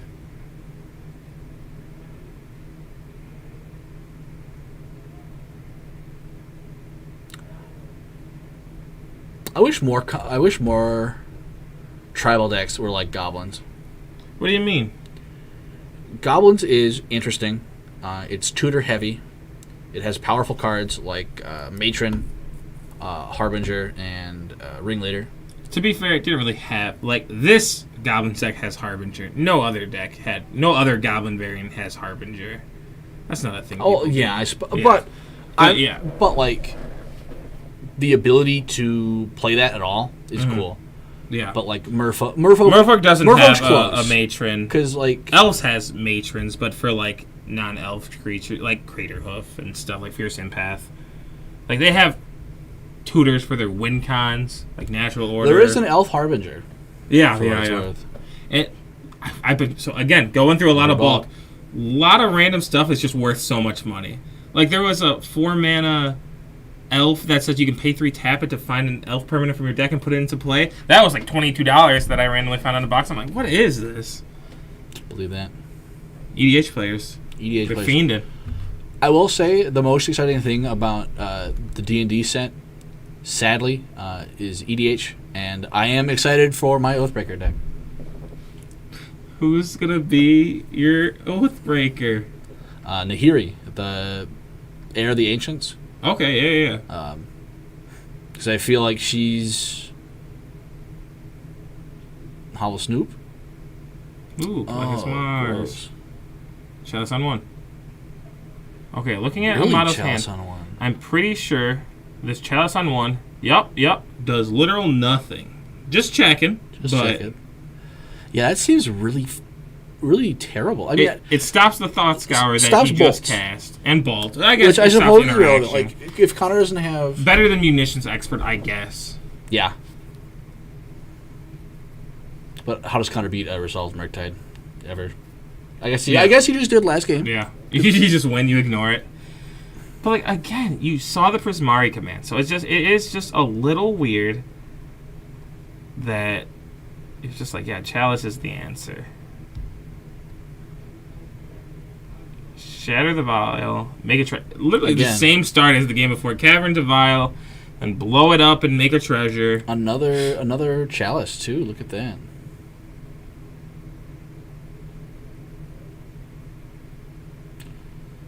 Another Pashlak. Mons. It's a cool card.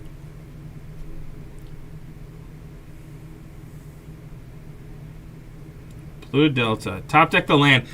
I was kind of like, is he going to get stuck on 3 again? Yeah.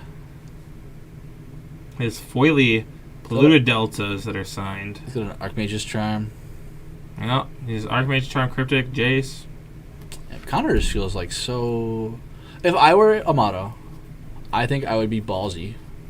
And I would just jam Jace, throw Pashlak back at Connor's hand. Yeah. I mean, again, you have no fear of haste. At all. At all. Maybe if Connor was playing like a Lord's tribal-y... Yeah. Like, I want my things to be +1/+1. And sometimes I have seen Connor kind of switch into that, but like... I mean, you got Trash Master, but... Yeah. Those are different things. Up. I mean, I guess that's I kind of strong. like that. So, Amato play the Jace, and he's going to uptick targeting Connor. And he's going to put it to the bottom. Fate Seal bottom. Connor draws a card I think that was a Harbinger. No! That's The worst thing happened. it couldn't have been funnier. We're just fools. Oh, Amato got the Fate Seal Connor. That was pretty good. 5-minute Fate Seal. Yeah. 5-minute Fate Seal, heal 5. Ooh, that seems better and better the more you say. But this looks rough. Definitely. Connor's got the upper hand.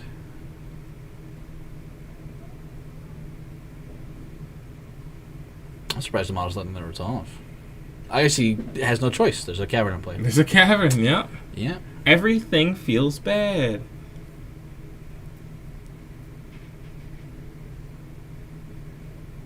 Yeah, wow. I forgot about the cavern last game.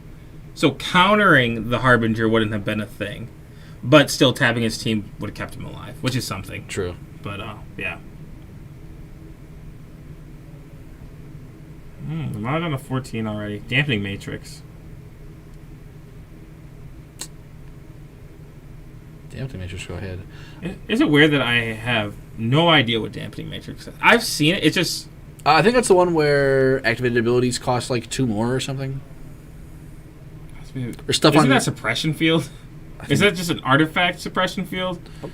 I don't know cards. activated abilities of artifacts and creatures cannot be activated Okay, unless they are cannot mana be. abilities, which is very good. Stops the combo. Still dead to creatures on board. You kind of need... Do some more. Oh, hey, there's a region. Connor's response? Priceless. Chalice and the chalice in his hand looking great here. Mm-hmm. Just fantastic. Top shelf. Looks like it's a ignoble there. Mm-hmm. A castable ignoble, notably through his own chalice. Oh, cavern. Spicy. Cavern. Nothing's better than playing a creature into a chalice. Opponent says, "No, excuse me, sir, chalice." Excuse me, sir. And then you say, "Excuse me, sir, I have a cavern." You know Connor's going to style on with it. He said Noble, waiting for Amato to say something. No, Amato knows. Swinging 3. Sus.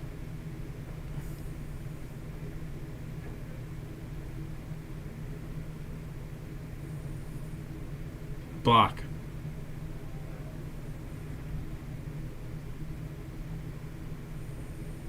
For damage munitions expert. Aether Gust, yeah. That gets rid of cavern, or that gets around cavern, which is nice. It's quite good.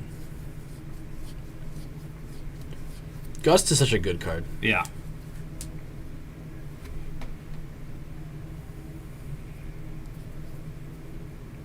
Shooting him out for 1. Connor can just play some amount of goblins to just keep attacking. That seems pretty good. Amato's got, is that just cryptic? Archmage's Charm, I think so. Yep. Just those 2. Amato's not dead yet.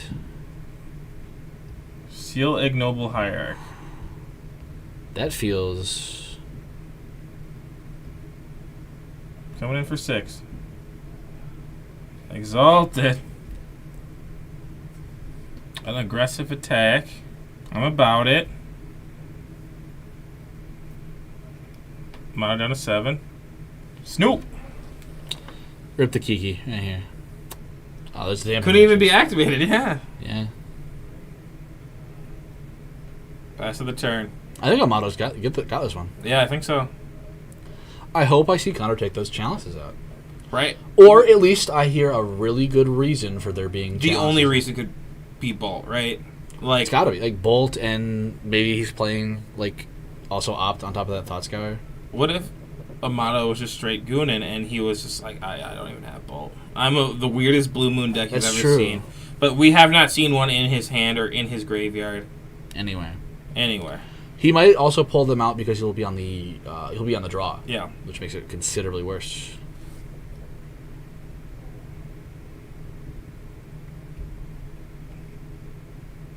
Connor says combat. Amato says and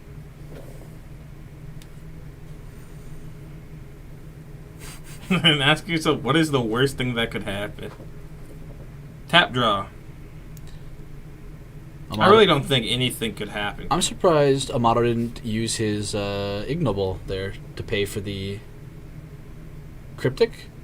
Oh no, it wouldn't have mattered. I was gonna say to hold up counterspell, but it doesn't. This doesn't make blue. Oh, it doesn't make blue. I'm saying like he used it to play the cryptic, but he doesn't have a sixth blue source because he has the Valakut. Mm-hmm. It's my bad. Prospector. Damning Matrix can't be used unless it's mana abilities. Okay, so Skirk Prospector still works. The Murktide. Swing 8, the ignoble. He saw that. Genius. He saw the line. He saw the line of stealing the ignoble. He knew. Murktide's such a gross card. It really multiples. Like Murktide in general, great card. Mm-hmm. Murktide in multiples, disgusting card. Like absolutely disgusting.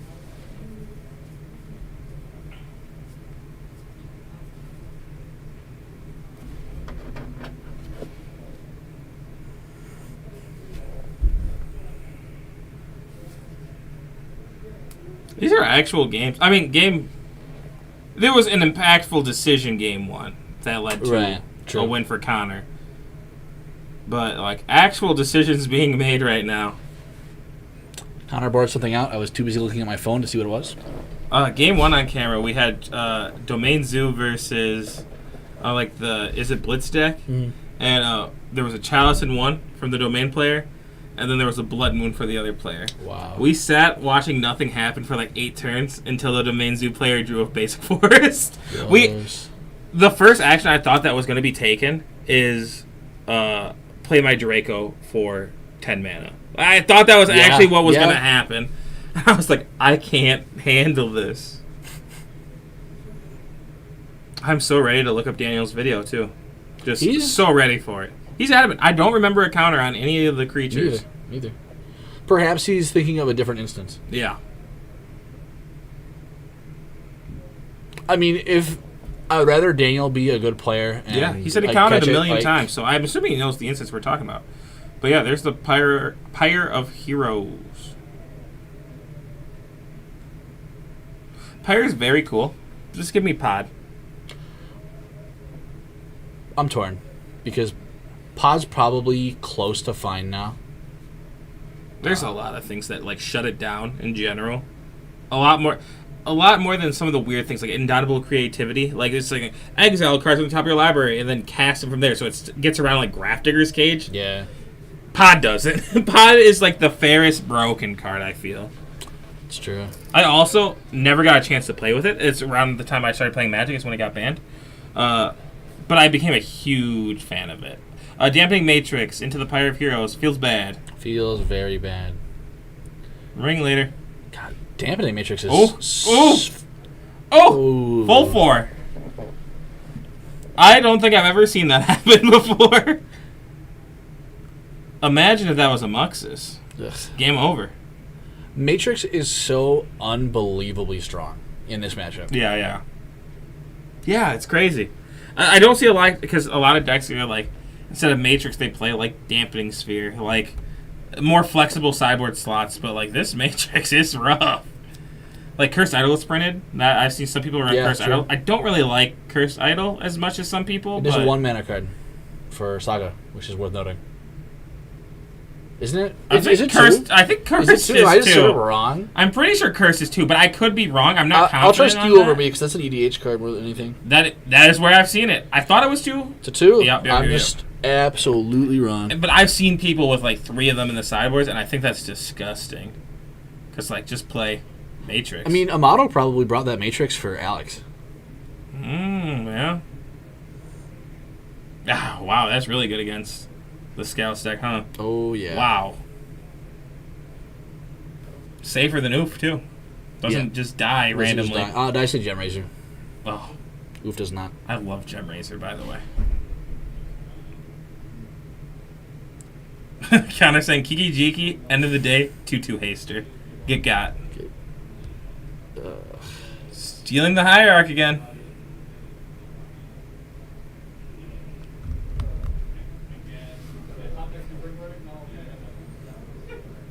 I want to build. I hate saying it because as much as I clown on EDH, it's still like fun with the friends every now and again. And I play online, right? So Yeah. it's free. Oh yeah. Like just, I want to build the adventure, the black guy. Mm-hmm.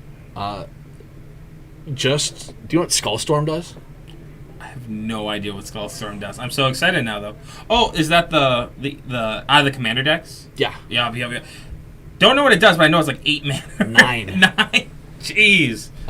Copy it for each time you've cast your commander this game. Mm-hmm. Not from the command zone. Just Cast in it, general. Yep.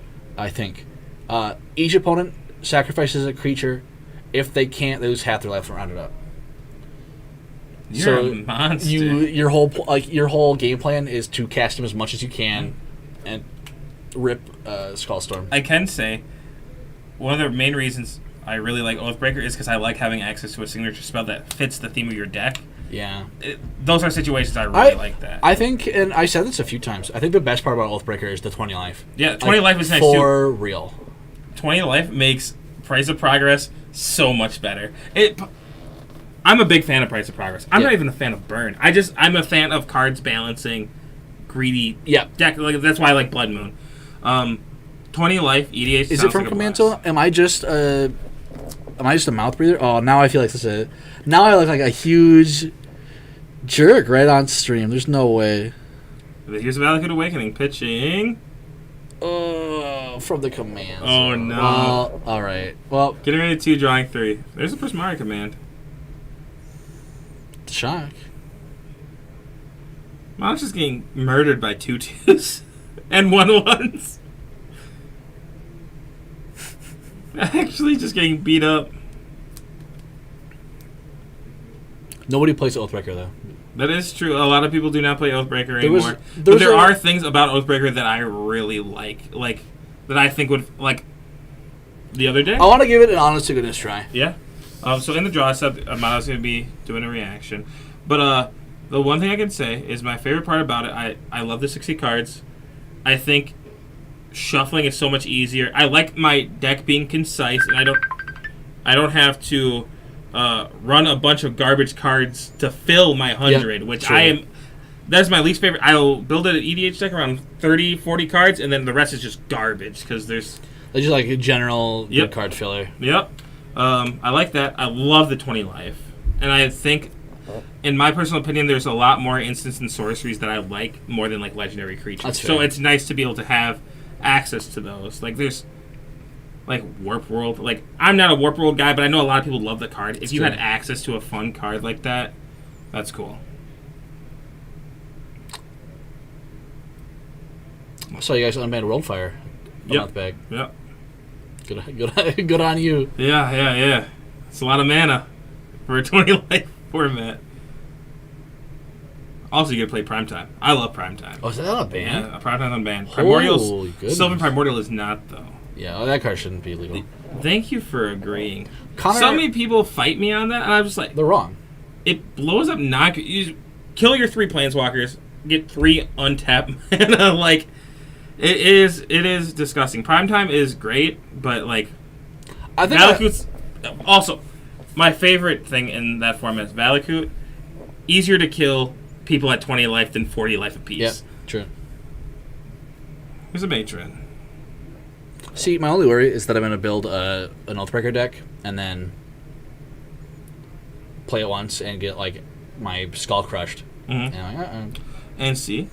I love how this is just turning into Oathbreaker, but it's very slow play happening right now. It's slow play, and like it's not slow play, but like Damaging Matrix means a lot of Connor's cards are just 2/2s or 1/1s. 2/2s or sorceries that draw cards. But the one thing I can say, which is why I tell everybody to try Oathbreaker if they have not tried it before, is because if you have a feeling you're going to build a deck, you play it once and never play it again. The nice thing is that it so easily slots into an actual EDH deck. That's so true. I say if you're building an Oathbreaker deck, always slot it through EDH deck that you want to build in the future or that you already have together. It is very easy to convert it into EDH, which is a more played format. Like that, it is just the truth.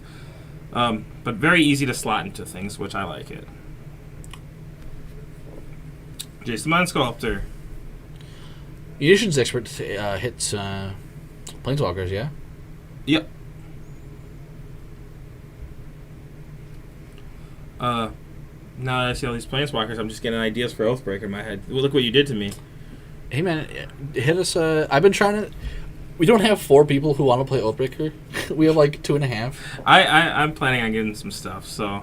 Well, even like, just play online, man. Yeah, yeah. I'd be super down. Like Will and stuff. Yeah, I'd be super down. I'm seeing that Jace. Jace was one of my first Oathbreakers, like 3rd or 4th. Tunnel Vision, you know what that is? Oh, really? Oh, that's so cool. It's so cool. You get a Fate Seal. Yeah. It's so cool, actually. I like that. And it's like not degenerate at all. It's like a 10-mana combo, but it is very nice. Keenan says he play Oathbreaker. Okay. It's right in there. We're going to have some fun. Another Murktide. Yeah, Murktide. Let's make a giant dude. There's just so many dorky 1/1s and 2/2s. Not looking so good when they don't turn into like actual cards. I mean, one like leader is or chieftain is a lot of damage. Amato is at 6. Mm-hmm. Chieftain's actual lethal, yeah. Oh, Pashlik Mons. That's also very good.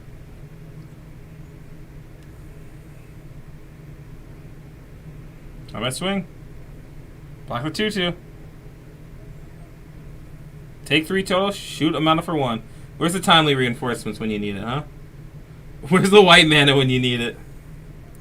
You can't even activate Pashlik to Yeah, to kill him.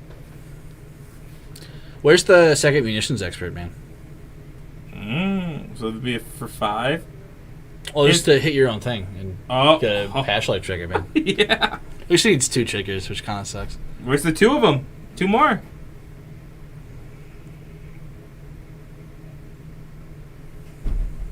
What is Amato's win?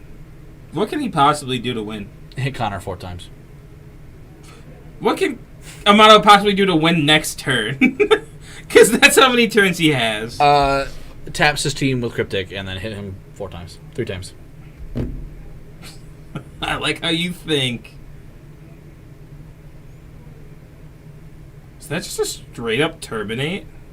Yeah.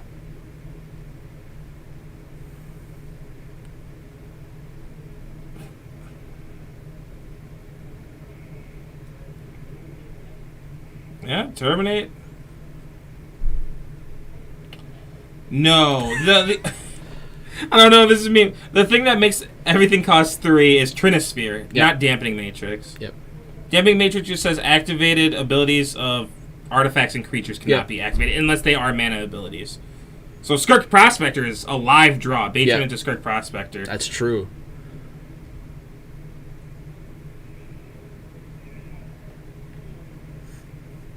Ooh, that's a Flame Slash for Pashlik Mons. That's pretty alright. What the heck is Amato playing Flame Slash for? I don't know. This is such a wacky list.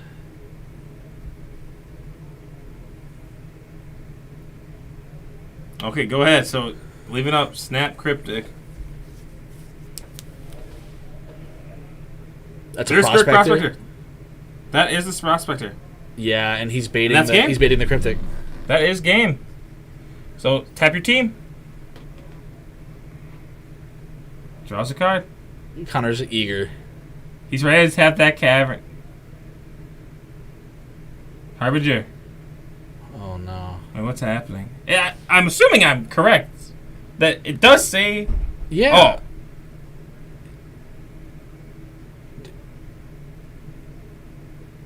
He's just being so extra. He has one in hand, but he's trying to make it look like he's a genius.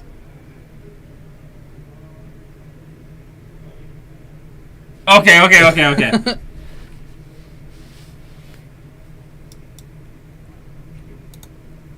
Okay, well, Connor gets there in 3. Look at that. Thank you very much. We will see you some other time. Have a lovely night.